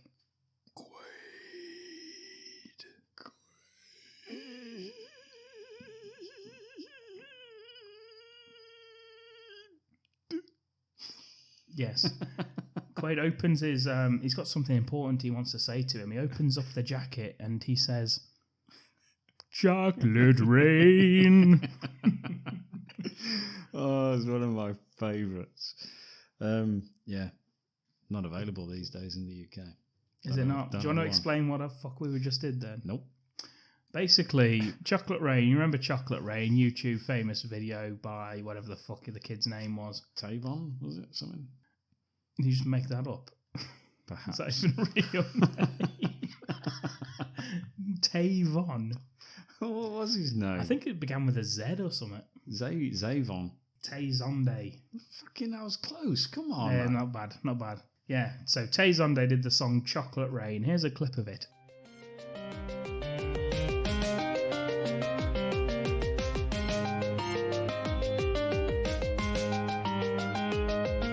Chocolate rain. Some stay dry and others feel the pain. Chocolate rain. A baby born will die before the sin. Chocolate rain. The school books say it can't be here again. Chocolate rain. The prisons make you wonder where it went. Chocolate rain. And someone had spliced that song onto Total Recall, this scene here, where when Kawato calls for Quaid whilst he's dying, Quaid opens the jacket, and the important thing he has to say to him is he sings Chocolate Rain to him. Made me laugh a lot. Before he gets shot in the head. Tayzonde's still got 1.11 million subscribers. Nicely done, Tayzonde. There we go. Almost as many as we have. Yep. Kawato actually says he needs to start the reactor, and then tries to tell him other things, other more important things, but Richter shoots him in the fucking head. Yeah, he does, yeah. That's Richter. And that's the end of Kawato. Yep. And he takes Quaid and Melina to go and meet Cohagen. We go into Dick Jones's office, old Cohagen himself. He's explained to Quaid that the entire operation was a trap conceived by Hauser himself. Yep. The plan was to trick Kawato by erasing Hauser's memory and implanting memories, making him into Quaid so he could pass Kawato's psychic test. Don't you see, Ken? It's a bit fucking complicated, isn't it? It is a bit. Yeah. I still don't really understand it. He doesn't believe him, though, Quaid, but Cohagen plays a recording made by Hauser. Yeah, I didn't like this bit. Actually. He's like, "Hey, buddy." Yeah. He's all fucking smug, isn't he? Yeah, he's like bloody Howard Langston. He is, yeah. All over again. This plan is really cool. It is what him and Cohagen are doing. Yeah, dressed up as a Karate Kid. Yeah, I don't like, when Cohagen turns up. Kawata Kid. Yeah. Hauser and Cohagen, they turn up in the same shot side by side, and he puts his arm round him. Yeah, it's horrible. Ruffles Arnie's hair. Yeah, do the old fake boxing thing. Yeah. And then they go and play catch together. Yeah, let's go play ball. Okay, Dad. Don't know why Cohagen's doing the accent. That's just how flexible he is, old Ronnie Cox. Gotta have a flexible Cox. Hauser, he congratulates Quaid for helping wipe out the rebels. He's got a cigar on as well, hasn't he? That's just Arnie. This is just Arnie and Ronnie Cox backstage, isn't it? Smoking cigars. Doing some bonus features. Yeah. They've kept it in the film. It's true, because Arnie's a big fan, isn't he, cigars? He is indeed. Cohagen, he orders that the oxygen supply to the Mars colony to be cut off, completely cut off. So they're dying right now, Ken. Oh, my God. Quaid and Melina, they're taken to the memory facility again so that Hauser's memories can be restored. Cohagen actually describes women at this point. I don't know if you wrote that down. 3 tits, 8 vaginas. Rah, rah, rah. No, he actually says respectful, compliant, appreciative, the way a woman should be. And I wrote that down. Yep. Is that why you've got it on your wall? Yeah, along with 3 tits, 8 vaginas. That's on my other wall. Yeah. Yep. So there you go. I just thought I'd mention it. Cohagen, whilst Quaid and Melina being strapped in, he says, "You'll like being Hauser. He's got a big house, a Mercedes, and he'll get to fuck Melina every night." I suppose he would then, wouldn't he? He'd like that. Why not? Exactly. But Quaid says he's a fucking asshole. Ooh. And Cohagen says, "That's not true. He's one of my best friends." Why can't we be friends? Why can't we be friends? Is what he sings to Quaid. And Melina tells him she will bust Hauser's balls. And Cohagen... He says that's the point. Cohagen says that's not going to happen because Melina's going to be implanted with memories, making her subservient and appreciative. Oh. Like all women should be. Dun, dun, dun, dun. Then she spits in his face. Hock's a loogie. Yeah, Hock and loogie's no good, but a little bit of spit's all right, isn't it? I mean, he did ask for sleazy. Yeah. Is it Hot Shots where she spits and it's like... Yeah. Is that in Hot Shots? Yeah. Or something else? I'd take it. No, Quaid won't remember any of this. Richter gives him a quick punch in the face. Yep, have a bit of that. And then they have a stare down. Arnie's not fucking happy with that. Nah, but he says, "See you at the party." Oh yeah, he's like, "Oh, when you come out, remind him that you and Melina are invited to my weenie roast," or whatever the fuck he's doing. I don't think he's doing that on Mars, is he? A weenie roast. A luau. Where's he getting the weenies? I'm the weenie. Am I the weenie? Does that make me a bad weenie? I'm your worst weenie. Is what he says when he regains consciousness. Yeah. Love to hear Arnie say that. Hasta la wiener. Weenie. Weenie. That's too much wiener, Arnie. Not for the first time. During the memory... That's the Terminator. Yeah. Anyway, carry on. Hasta la wiener, weenie. That's a great line. During the that's why we were kicked off the script writing team for Terminator.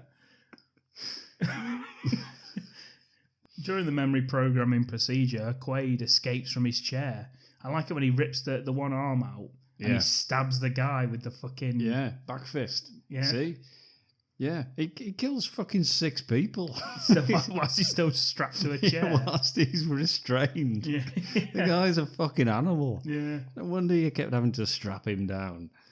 He escapes anyway, frees Melina, kills all the tech workers, all the guards. Yeah, see, he just murders everybody in the room, doesn't he? Even if it was just somebody's day, just covering sickness.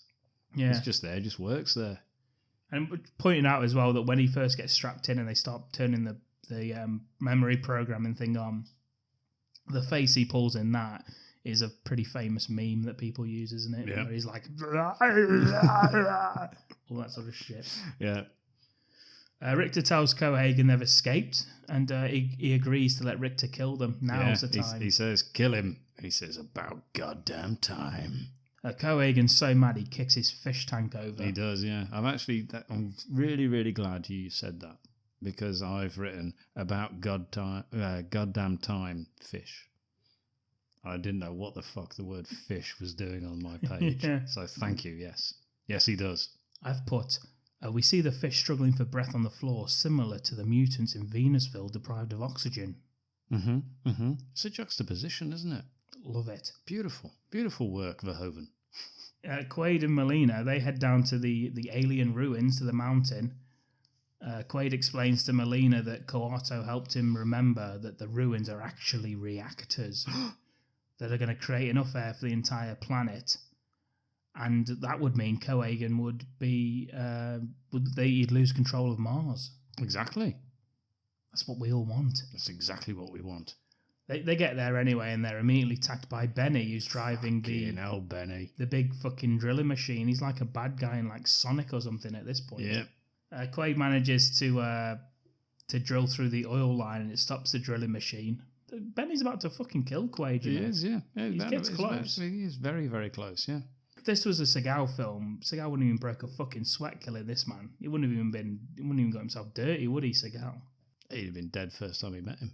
Yeah, he would have known instantly, wouldn't he? He was undercover. Just in a taxi. He'd have broke his fucking insect arm. Hey there, man. He just like snaps his neck before he even gets to his destination, before he even pulls away in the taxi. Seagal would have solved the whole thing in the first 5 minutes. But yeah, he drills through the oil line, and then he's got like, it's like a fucking jackhammer thing, isn't it? He's got.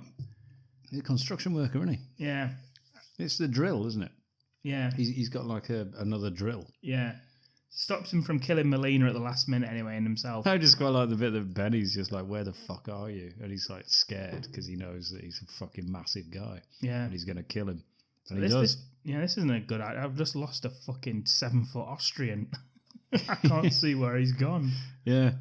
But he does find him because he drills straight through the door and kills him. Yeah. Yeah, right up his arse. They find the way to the reactor after that anyway. And we get loads of soldiers. Richter's with them. They're waiting for him. And Quaid starts using that hologram thing that we saw earlier to confuse the soldiers.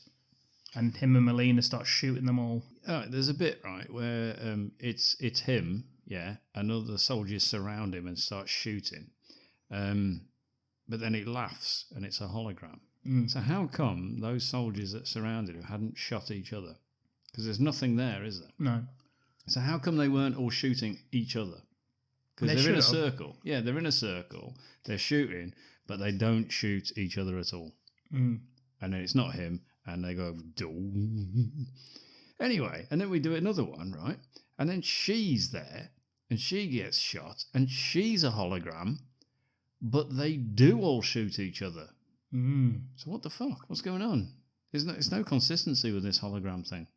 Verhoeven! Yeah, I wasn't happy about it. They do it a third time where we see the hologram laughing, but it turns out this is actually the real Quaid. Yeah, he's not a hologram, but he was doing the same laugh. Good thing that worked out well, doesn't it? Because they just shot him dead, pretending to be a hologram. Ow. Yeah, but no, they don't bother this time. They think, we've all learnt our lesson from the previous two holograms. Oh, shit! Yeah. Yeah, and he's real. Richter, he gets on an elevator. He's going to the ruins. I think, doesn't he actually say, you think I'm a hologram? Something like that. God, I didn't like that. It's the real me. This is not a hologram. Well, you're wrong. Pretty much. Yeah, and then just shoots him. Yeah, Richter, he gets on the elevator. He's going down to the main bit of the ruins. He's out of there. Quaid, he jumps on and they have a fight. They're going up. I thought you were cheering me on. No, they're going up. They're not going down. Oh, sorry. They're going up. You're right. They're going up. Sorry, Ken was doing an upwards motion. I thought he was dancing a little bit. I thought he just really enjoyed this. Dancing, yeah. And they have a fight in the elevator. Ends with Richter falling off and hanging on to Quaid. Is Richter trying to sort of drag him over with him, or is Quaid trying to help him up? I think he's trying to pull him over. He's not helping him up. He's got no reason to help him up. No. And Richter can't really do fucking much from where he is. So, No. yeah, I think it's just a case of help. I thought he's trying to not let him fall because Arnie, he was a hologram. that's the problem. So Richter just falls to his death. No, I think at this point he's over holding on to over Arnie. the side, and he's like, "Oh shit," and Arnie's like, "Oh shit, get off of my sleeves, get off of my cloud." Yeah. And he's like, "Hey, you," that's what he says. And as they're going up, this is why Ken pointed out to me. As they're going up, there's what is it, like a fucking? It's a ledge, isn't it? It's like it's like a landing platform. That's it, yes.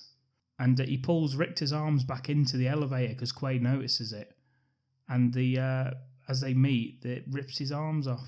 Yep, very good. And he's just stood there with two bloody arms. Yeah, and not because we're English, he's saying it. Literally bloody arms. Yeah, just arms, because he falls to his death without arms. Yeah. Sans arms. And what does he say? See you at the party, Richter. Great line. Great line. We go to the reactor anyway with Quaid, and Cohagen, he's already there somehow. Yeah, we don't know. And he's rigged the whole thing to explode. Imagine fucking Dick Jones running around with explosives. Yeah, you get Ed 209, wouldn't he, at least? Yeah. I like the line from Cohagen. He says, "I'll blow this place up and be home in time for cornflakes." Yeah, for weenie roasts. I am been home in time for little sausages. For wieners. I'll blow this place up and be home in time for wieners. I mean, fucking script writing. We are good. We are very good.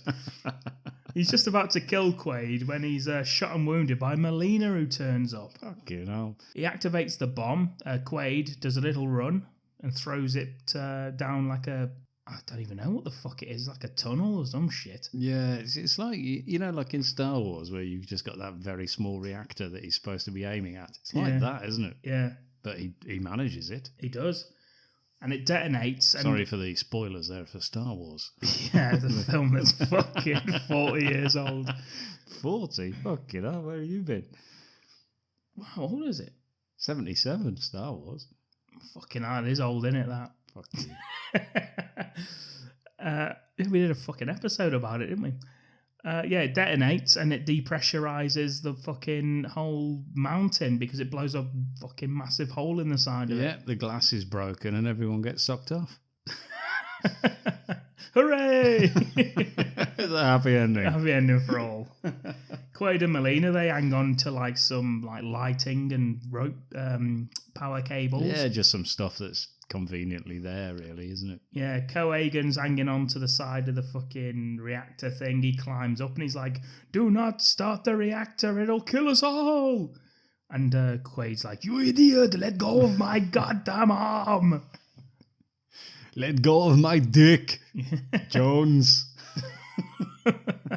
I've actually got a friend called Jones. If you're listening, it's not a come on. Although you may have heard me say that in the past. And yeah, they're sort of like next to each other, and he's like slapping Arnie's hand, little slappy hands, like Shakmar. Yeah, exactly, little hands just. And Arnie ends up just fucking fisting him, I think, doesn't he? I think he does, yeah. Does he just fist Told him? you I'd enjoy him when he fists. So he fists Dick, and he's gone for a prostate exam.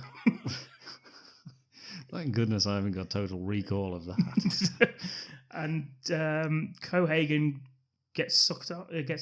Yeah, he does. Yeah, straight off, straight into the atmosphere. Rolls down a hill for a bit and starts doing the Jeffsy. And his head starts expanding, and his eyes bulge out. Do you want to tell that story, Jeffsy? What he used to do when we used to, our friend Jeffsy? Yeah, it was when we used to leave work. He would imagine that was what it was like because we were just locked up in work for like 8 hours, and then when we left, he'd just be like, as soon as he walked out of like the main doors, he wasn't used to the atmosphere of freedom. He pretended he was in total recall. Yeah, very, very good. That's brilliant. Yeah, so he's like suffocating. Quaid uses it's like a handprint thing, isn't it? 3-fingered handprint. Yes, an alien handprints. Quaid uses, and then they both get sucked out as well. They do indeed. And then we get the heads again. Yeah, but we get reactor initiated. Yeah, and there's like rods getting plunged into the turbinium, and it starts releasing gas into the air, doesn't it, and out the chutes and stuff. Indeed. We see like Melina's head starts expanding, and she's like, which is a shame, because that's not what he ordered. No, did he? Didn't he order the expanding head? No. Arnie, he's fucking suffocating to death as well. But they release breathable air into the atmosphere. All the people in the sector who are like on the ground, they start breathing again. Quaid and Melina, they are looking round at the Martian sky. It's blue now. Yeah, it's got an actual atmosphere. Tony Vagina, he's back in action. Yeah, his finger in his own head. The Vagina family, there's a mother and daughter, wasn't there? Yeah, but he was in the titty bar. Yeah, he was. They weren't. They were out on the streets. What, so he's like shagging dwarfs while he's... We don't know if they're related. It's just that they all have a vagina head. They've got to be related, Ken. They're mutants. They don't have to be. Who else have you seen with a vagina head? What, recently? Or... well, around here. There's a few. They're having a look round. There's like blue clouds in the sky. Beautiful. Oh, wow. What's going on? Quaid wonders if he really is having a dream and if all of this is really happening in his head back on Earth at Recall instead. Melina says to him, "Kiss me quick before you wake up." And he does kiss her, and the screen fades to white. And that's the end. Leaves you thinking. So we don't know. Yeah.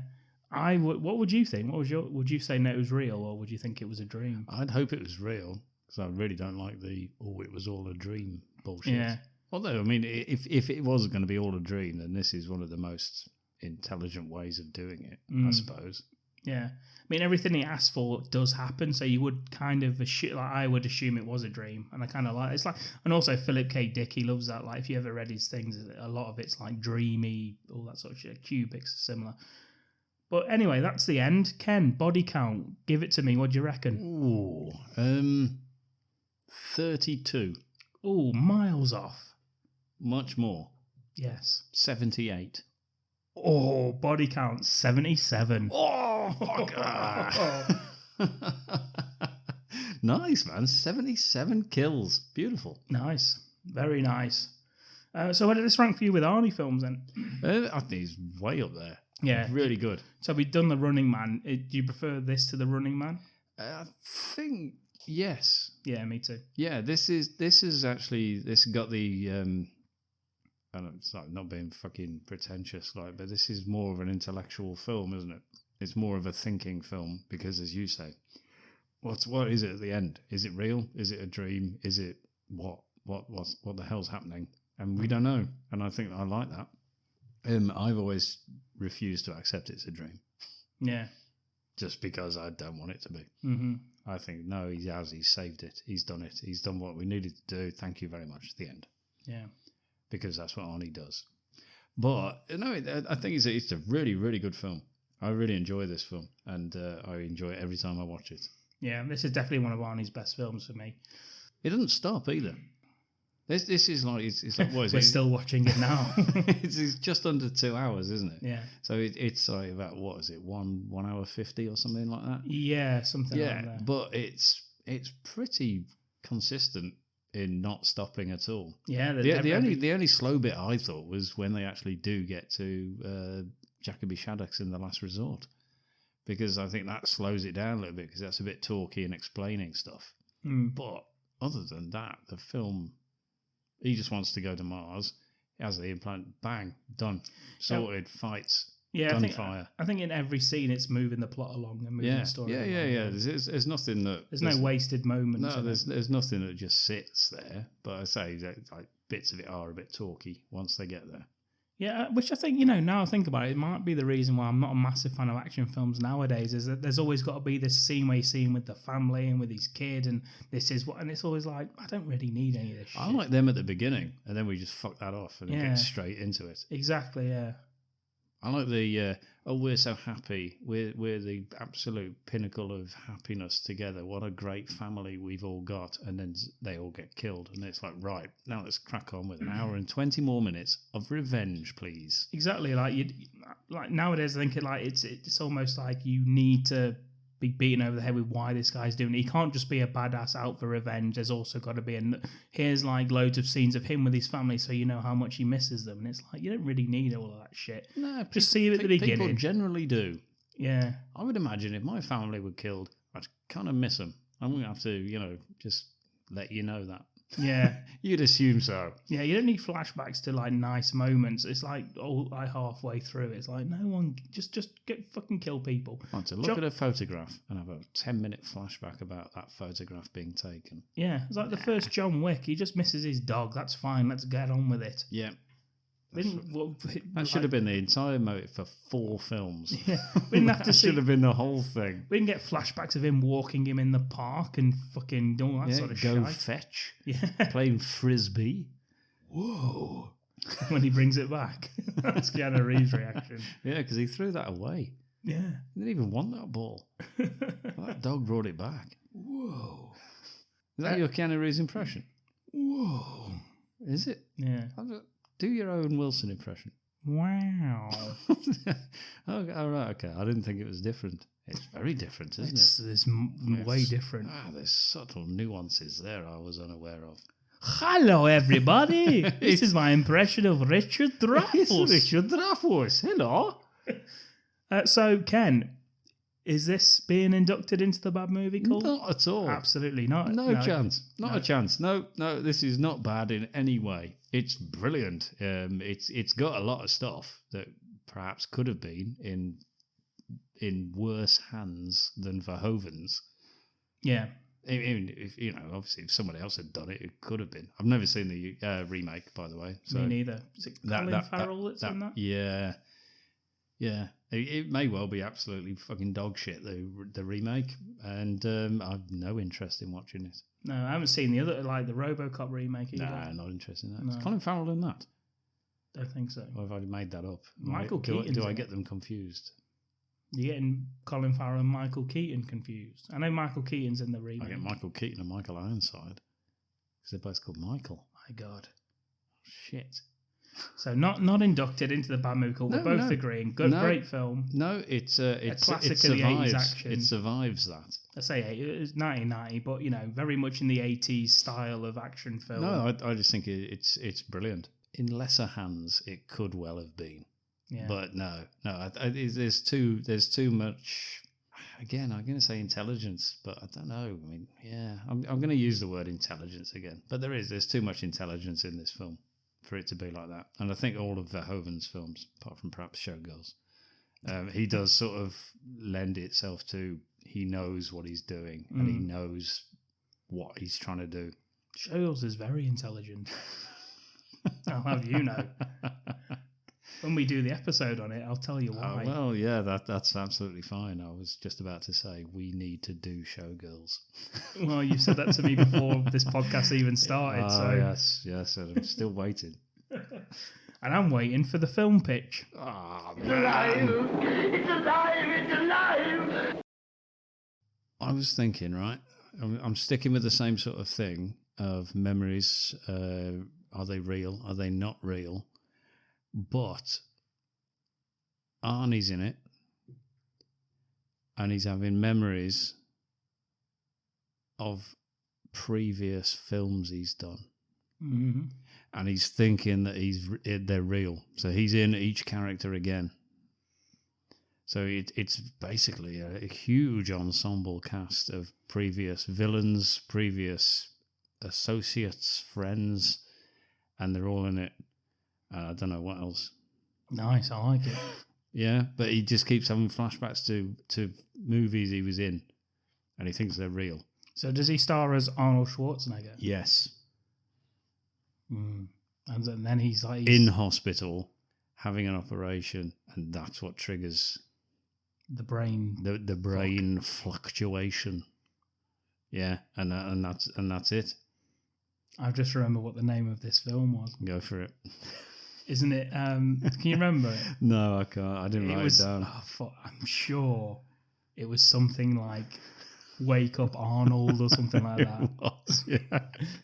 Yeah, this is the second time we've tried to do this pitch, by the way. Yeah. That's why Dom's having memories himself. Yeah. He's having flashbacks to what we were trying to do. I'm sure it was like, please wake up Arnold. Please wake up Arnold. I'm not sure whether there was a comma after up. Yeah. Or whether it was just please wake up Arnold. And it was a plea to someone. Yeah. Someone else. I think it was, yeah. That was a great name for a film. Or was it Don't Wake Arnold? No, it couldn't have been. No. We couldn't have not wanted to wake him up. Okay, so what, we're getting like Carl Weathers back for the Predator bit, and Jesse Ventura. The Predator himself. Yeah. Well, he's dead. He's back. Isn't he dead? Yeah, we should just have somebody else. Oh. Well, how callous of you, Ken. The Predator character. How callous. They're still making the films, they're not all him. So what other films then? That, Total Recall. Yeah. Get Ironside back. Ironside's Dick. in. Ronnie Cox, he's in.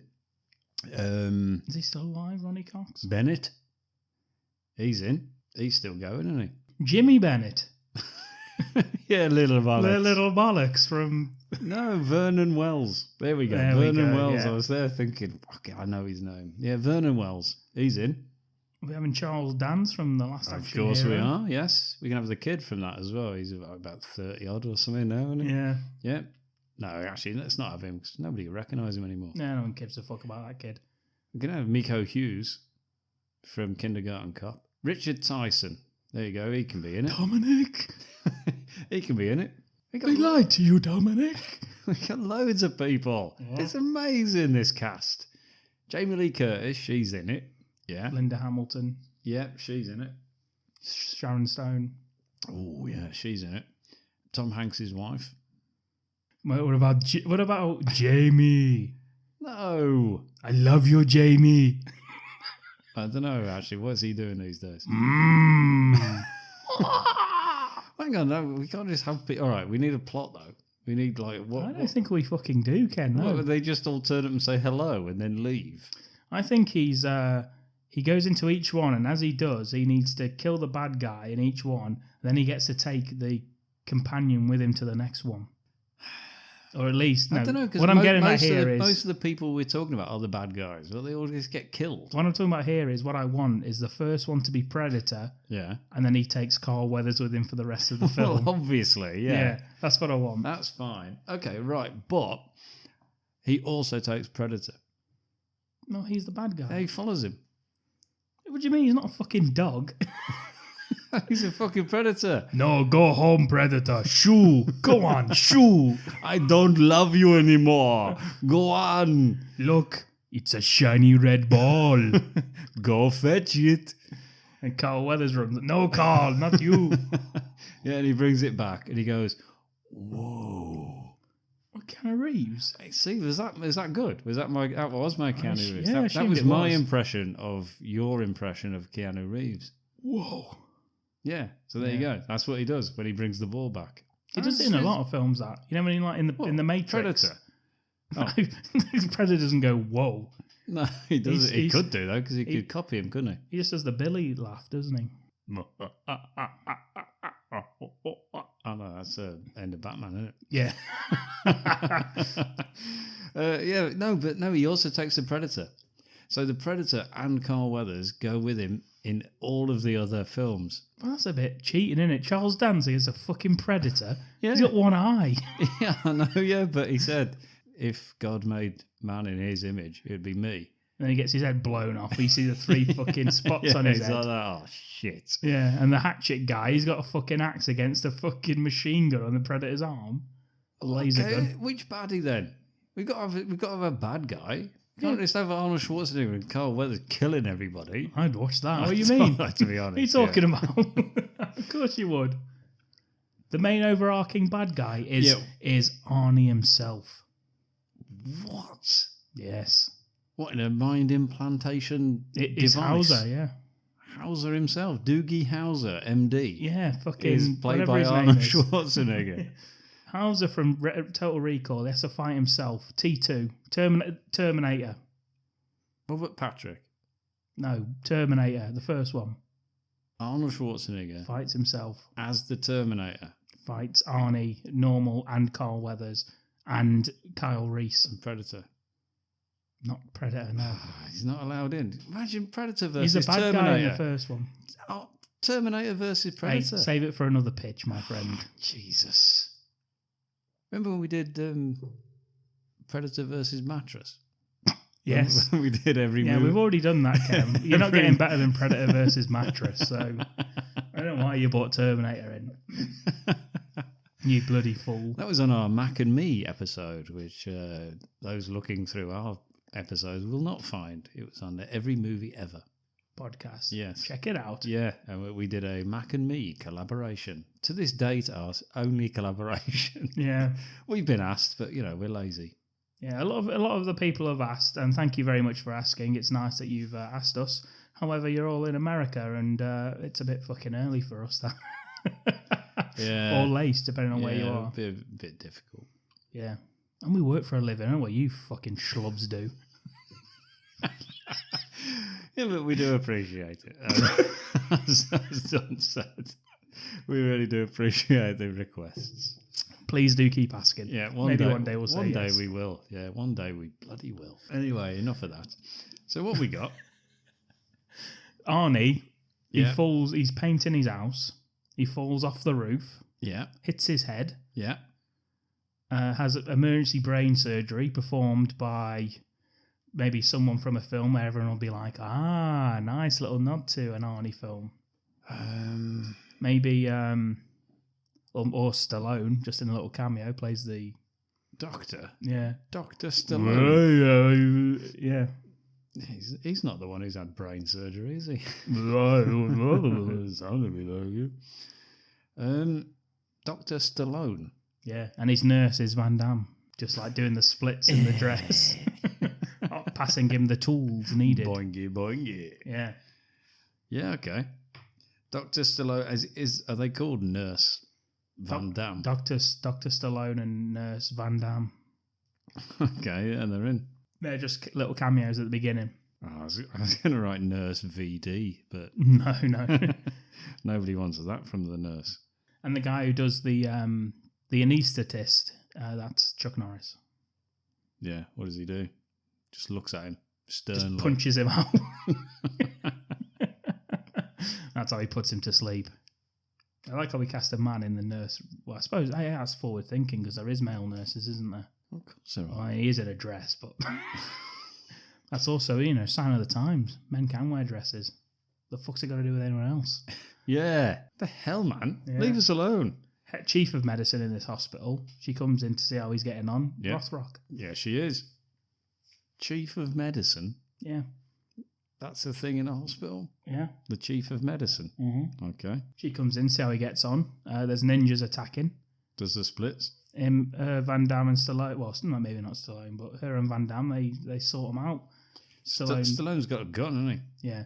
Stallone's, got his pistols. Got his little... boxing gloves. Little Cobra pistols. Yeah. Boxing gloves. You throw them at him. Yeah. But then that turns out to just be a dream that Arnie's having and he wakes up and it's fine. But it gives us a chance to have an action set piece, but without ninjas being after him in real life. And that's the first sign that something's wrong with Arnie. Yeah. Yeah, I like it. Then he goes back home, takes the dog for a walk, goes into the backwoods, and then he's in the Predator film. Yes. And we see Carl Weathers. And Carl Weathers, when he's doing he's pushing pencils. Yeah, he's like, you son of a bitch, and do the whoosh. Are we doing it again? Yeah. Oh, yes. And then we have the set piece of the Predator. And then when Arnie, escapes that and he's back in his normal... Carl Weathers turns up like an imaginary friend that no one else can see except him. It's like my life. It's like our life. Yes, Carl Weathers everywhere you look. Yeah, he is, isn't he? Okay, yeah, I like it. Okay, what's the Terminator got to do with it? That's the last one at the end there. Yeah, but he's got to be in it. Can't just be in it at the end. Oh, isn't he like? Isn't it orchestration? Isn't it something like? Is he not controlling this? He's going house to house looking for how common the fucking name house to you know how common the name Arnold Schwarzenegger is. He's going to everyone in the phone book. He's got the phone book. The influx of Schwarzeneggers. That was my essay in high school. Oh, the influx. Yeah, that was my thesis at university. Okay, so he's looking for everyone called Arnold Schwarzenegger. Yeah, it's very common nowadays. Because you know how popular Arnie was. I suppose it is, yeah. So all the Schwarzeneggers are naming their kid Arnold. Yeah. We can have little cameos for those people that get gunned down as Terminator Arnie's searching for him. Who have we got then for that? Just like action heroes from the past, like... We go in like full Expendables style. Yeah, but they all just get fucking killed instantly. They're just in their little cameo, you know. Mark Dacoscas. Yeah. Dacoscas. He's an Arnold Schwarzenegger. Can they all be dressed like Flat top. like Arnold Schwarzenegger, but from different films? Yes, the films that we don't cover, like Flat Top. Yeah, someone's in the Running Man outfit. Just at home. Yeah, just yeah, he's going skiing. So Mark Dacascos is... and they've all got the flat top, the Arnie flat top from the 90s. Who's dressed as the Russian bloody general or whatever he was in Red Heat? Dolph. Oh, beautiful. Mm. Got the Drago flat top back. Yeah, but brown because they've all got the same Arnie. Like Mark Dacascos with that hair would be fucking superb. He ain't got any hair now, has he? Shaved No. it all off. Yeah. Okay. Yeah. Obviously, our mate from Twitter, his wife said hello to us. Jeff Wincott. Jeff Wincott, he's in there. He's dressed as Conan. He's pushing a large stone, you know, doing the stone thing. Is he? Is that what he's doing? Just yeah, okay. Who's Dacascos? Who's he playing? Arnold Schwarzenegger. No. Which film? Oh, which character? The twins. We've got Danny DeVito with him. Both in the same suit. Has Danny DeVito got a little flat top as well? Yeah, no, this is just Danny DeVito. We actually do get Danny DeVito for this bit. Really? He's in? Or maybe just someone who looks... Maybe the guy from Total Recall. Yeah. Harry DeVito. Yeah. Him. He's in. Yeah. Not actual Danny DeVito. Costanzo. Yeah. He's in. Bobby Costanza. Yeah. He's in.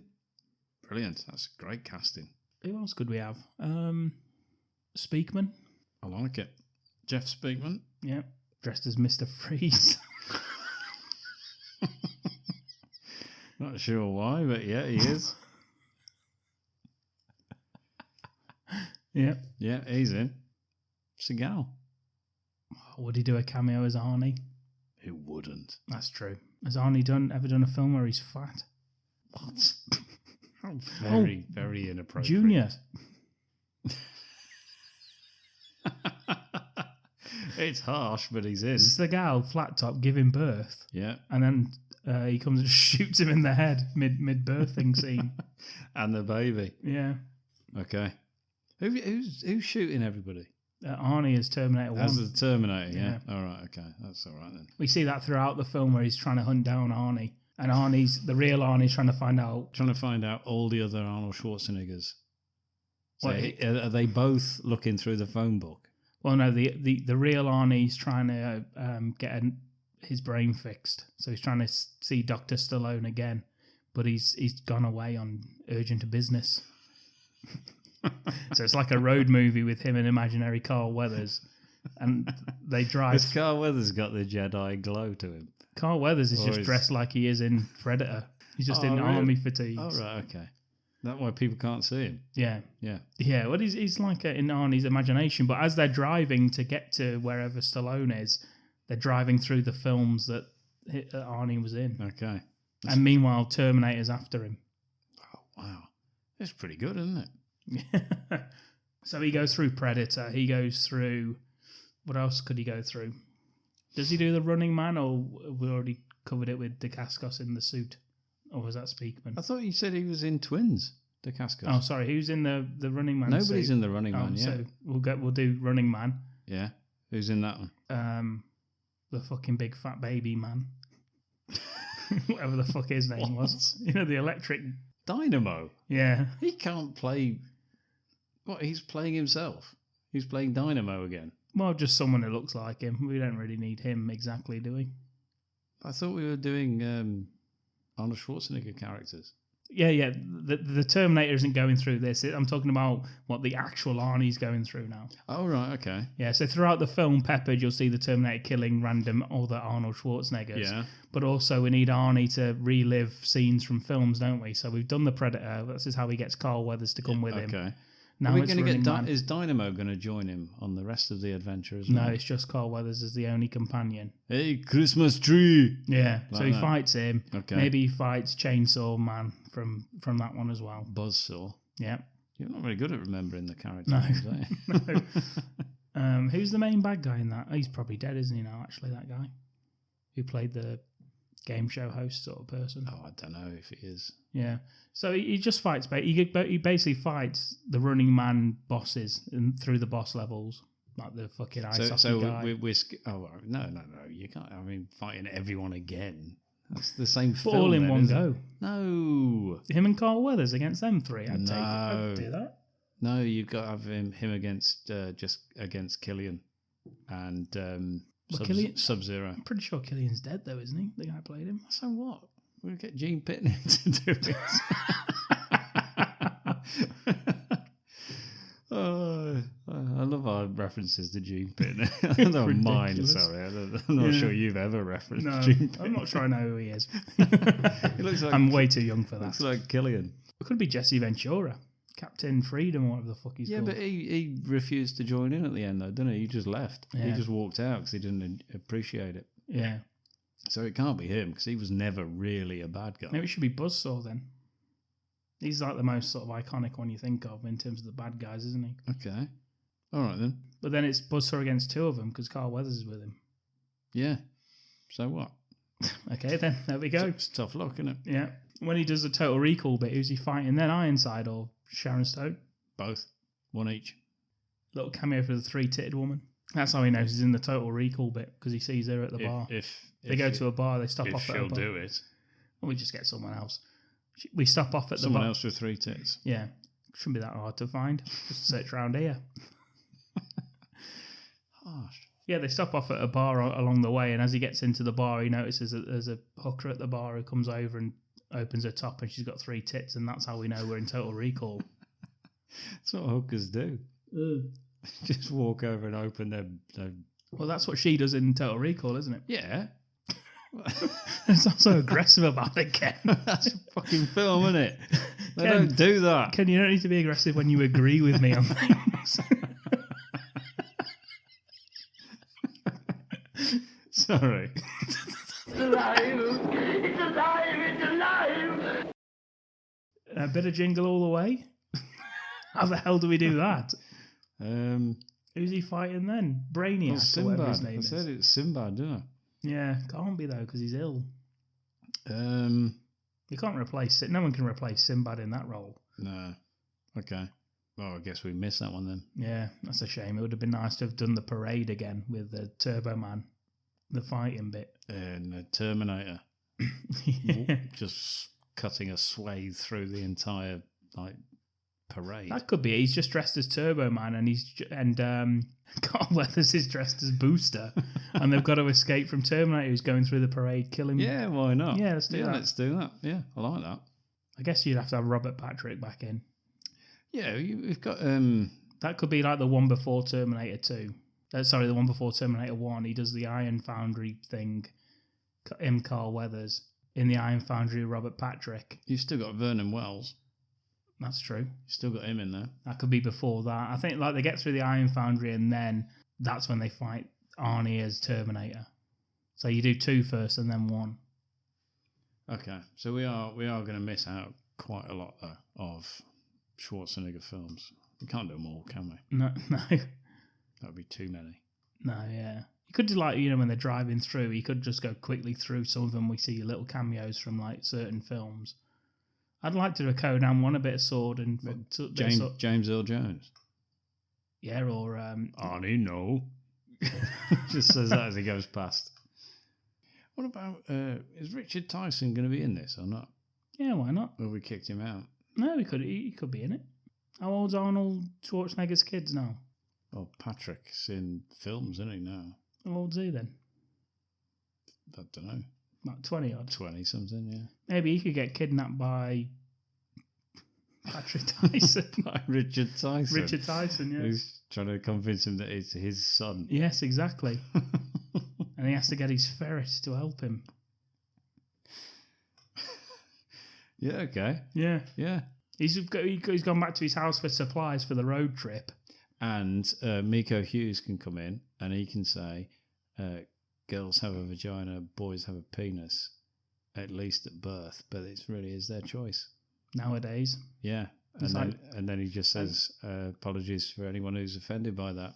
And walks off. And from the original film. Carl and Arnie nod. Yeah. And then carry on fighting. Yeah, like Arnie's gone back home. He says to Carl Weathers, I'm going to stop at my house, grab some supplies, let Patrick know I'm leaving. Is it Patrick? It is, yeah. Let Patrick know I'm leaving. And as he's walking through, he hears he's like trying to find Patrick. And he hears the shower going in the bathroom. He opens the bathroom door, and it's the set from Kindergarten Cop, and he's in the shower. Yeah, that one there. So that's when you see the guy from Kindergarten Cop. Not much happening, though, is there? We've not got any set pieces. They're all set pieces. Oh, right, okay. We've got loads of set pieces. Yeah, literally the whole thing is just going from set piece to set piece and just reminding you of the films and like action sequences. Arnold Schwarzenegger and Carl Weathers just killing the bad guys from every film as they carry on to try and find Dr. Stallone to fix his brain. Who's called away for emergency boxing match. I tell you what, Carl Weathers ain't gonna like that. No, exactly. Linda Hamilton, she can turn up to help him with Robert Patrick in the in that scene the smelting place. Yeah. Maybe does Carl Weathers does he die in this or no? Maybe like at the end when he gets his brain fixed, he says goodbye to him. Yeah, I think he does, and then he just walks off into the light. Yeah, I think like Kyle Reese turns up to help him in the end bit. Yeah. He dies in that bit, obviously, because it's Kyle Reese dies in the first film, and him and Carl Weathers end up. I think he does, yeah. End up killing the Terminator. When Arnie faces himself, they end up killing him together. He gets to Stallone, fixes his brain. Carl Weathers says goodbye, and then Arnie's fixed. Unfortunately, along the way, he's killed innocent people, believing them to be his hallucinations of his films. Yeah, because none of it's real. Yeah. And he has murdered many, many people. Exactly. And he's arrested at the end. By Carl Weathers, Chief Carl Weathers, and Fine and Dandy. Yeah. Who have been after him all film without anyone knowing. Yeah. Including the viewer. And the flashbacks of Terminator Arnie killing Dacascos and that is just me and you interviewing them, asking where do you think he's gone, because you all obviously hang out together, and they're all saying, we do not hang out together. Why do you think this is actually the case? They all look like him. Yeah. Yeah, they're still dressed as Arnie, but they're like, we don't fucking hang out. Why do you think that? Yeah. So it's a bit like The Usual Suspects in that we have all the flashbacks and it all makes sense. Exactly. Yes. Wow. And Carl Weathers drops his coffee cup. Do you know what? I didn't enjoy this pitch until then. Because I thought that's what's really just turned it round. Yeah. Yeah. And it was all a flashback. And he's killed lots of people. Yeah. Innocent people. None of whom were villains from films. No. Because this is real life. He just went mental. Yeah. And forced Dr. Stallone to do this procedure on him, which he did. And then gets arrested. And then he stalked him. Yeah. On his holidays. Yeah. Yeah, he's just on it's not even Sylvester Stallone. He's just called Stallone. It's just, it's Clint Howard. Yeah, and he's just playing golf. Yeah, it's not Nurse Van Damme. It's Nurse Ron Howard. Or maybe the other way around. Dr. Ron Howard. No. We're giving Clint the win, aren't we? We give Clint this one. Yeah. Yeah. Superb. And then he's earned it. And as I say, Carl Weathers turns up to arrest Arnie with Fine and Dandy. How about that for a twist at the end? That is a twist, isn't it? Wake Up Arnold. Yeah. And at the end, he does the. I know we called it Wake Up Arnold because he was in a coma and he was reliving it, but this is his This is his subconscious. Yeah, subconscious Arnold. Is that what we're calling it? I don't think we can call it that. No. I think Wake Up Arnold is fine. Wake I Up think it still works. Yeah. Okay then, and it's Wake Up Arnold. Happy with that? It's turned from just quite generic into the same kind of intelligent film as Total Recall. Yeah, and then you get loads of action scenes of previous Arnie films, but obviously with a twist. They don't play out the exact same. Arnie's 70 years old, so, you know, you couldn't possibly. As is Carl Weathers. Yeah, still. What a combo. I still wouldn't want them both after me. No. Can we have the Terminator song at the end of the film as well? Dun, dun, dun, dun, dun. Do, do, do, do, do, Oh, do. yeah. I thought there was a song just called Terminator. No. We'll get Arno Corpse to do an original song for us. I think they've already got one. No way has they not done a song called Terminator. No, about our film. Oh, right, okay. Wake Up Arnold. Arno Corpse, if you're listening, we're going to need you for the soundtrack. Let's do it! Well, you get on the phone, see if you can entice. Maybe get Carl Weathers on the phone first and see if he'll agree to. I think he'll be okay with it. I've got no doubt in my mind Carl Weathers will join it. See if he can get Arnold involved. Yes. Yeah. He's got the field phone, hasn't he? So we'll be able to get hold of him. That's true. And whilst you do that, I will say thank you for listening to this week's episode of the Bad Movie Cult podcast. What did you think to this week's episode itself? What did you think to the film we covered, Total Recall? Where does it rank for you amongst Arnie's films? Is it better than The Running Man? Is it better than... What else have we covered? Jingle All the Way. I'd be surprised if you said it was. But let us know. The email address, badmoviecult@gmail.com. If you want to chat to us, if you want to chat to... Well, I say us. If you want to chat to Ken... online, you can find us on Twitter, Facebook and Instagram. If you want to discuss this week's episode with other cult members, you can. You just need to search the Bad Movie Cult discussion group on Facebook. All links will be available in the show notes. And if you did enjoy the podcast and are wondering how to support us, all we ask is that you please like, follow or subscribe to us on whatever platform it is you listen to us on. And if you could leave us a rating on Apple Podcasts or wherever you listen to us, it is honestly a massive help in getting us found by new listeners.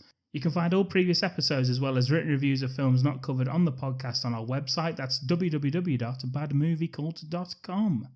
I guess all that's left to say is join us again next week. We'll be back with another movie review, deep dive and film pitch. And thank you, fellow cult member, for listening to the Bad Movie Cult podcast. Thank you very much. Goodbye. My name is not Quad!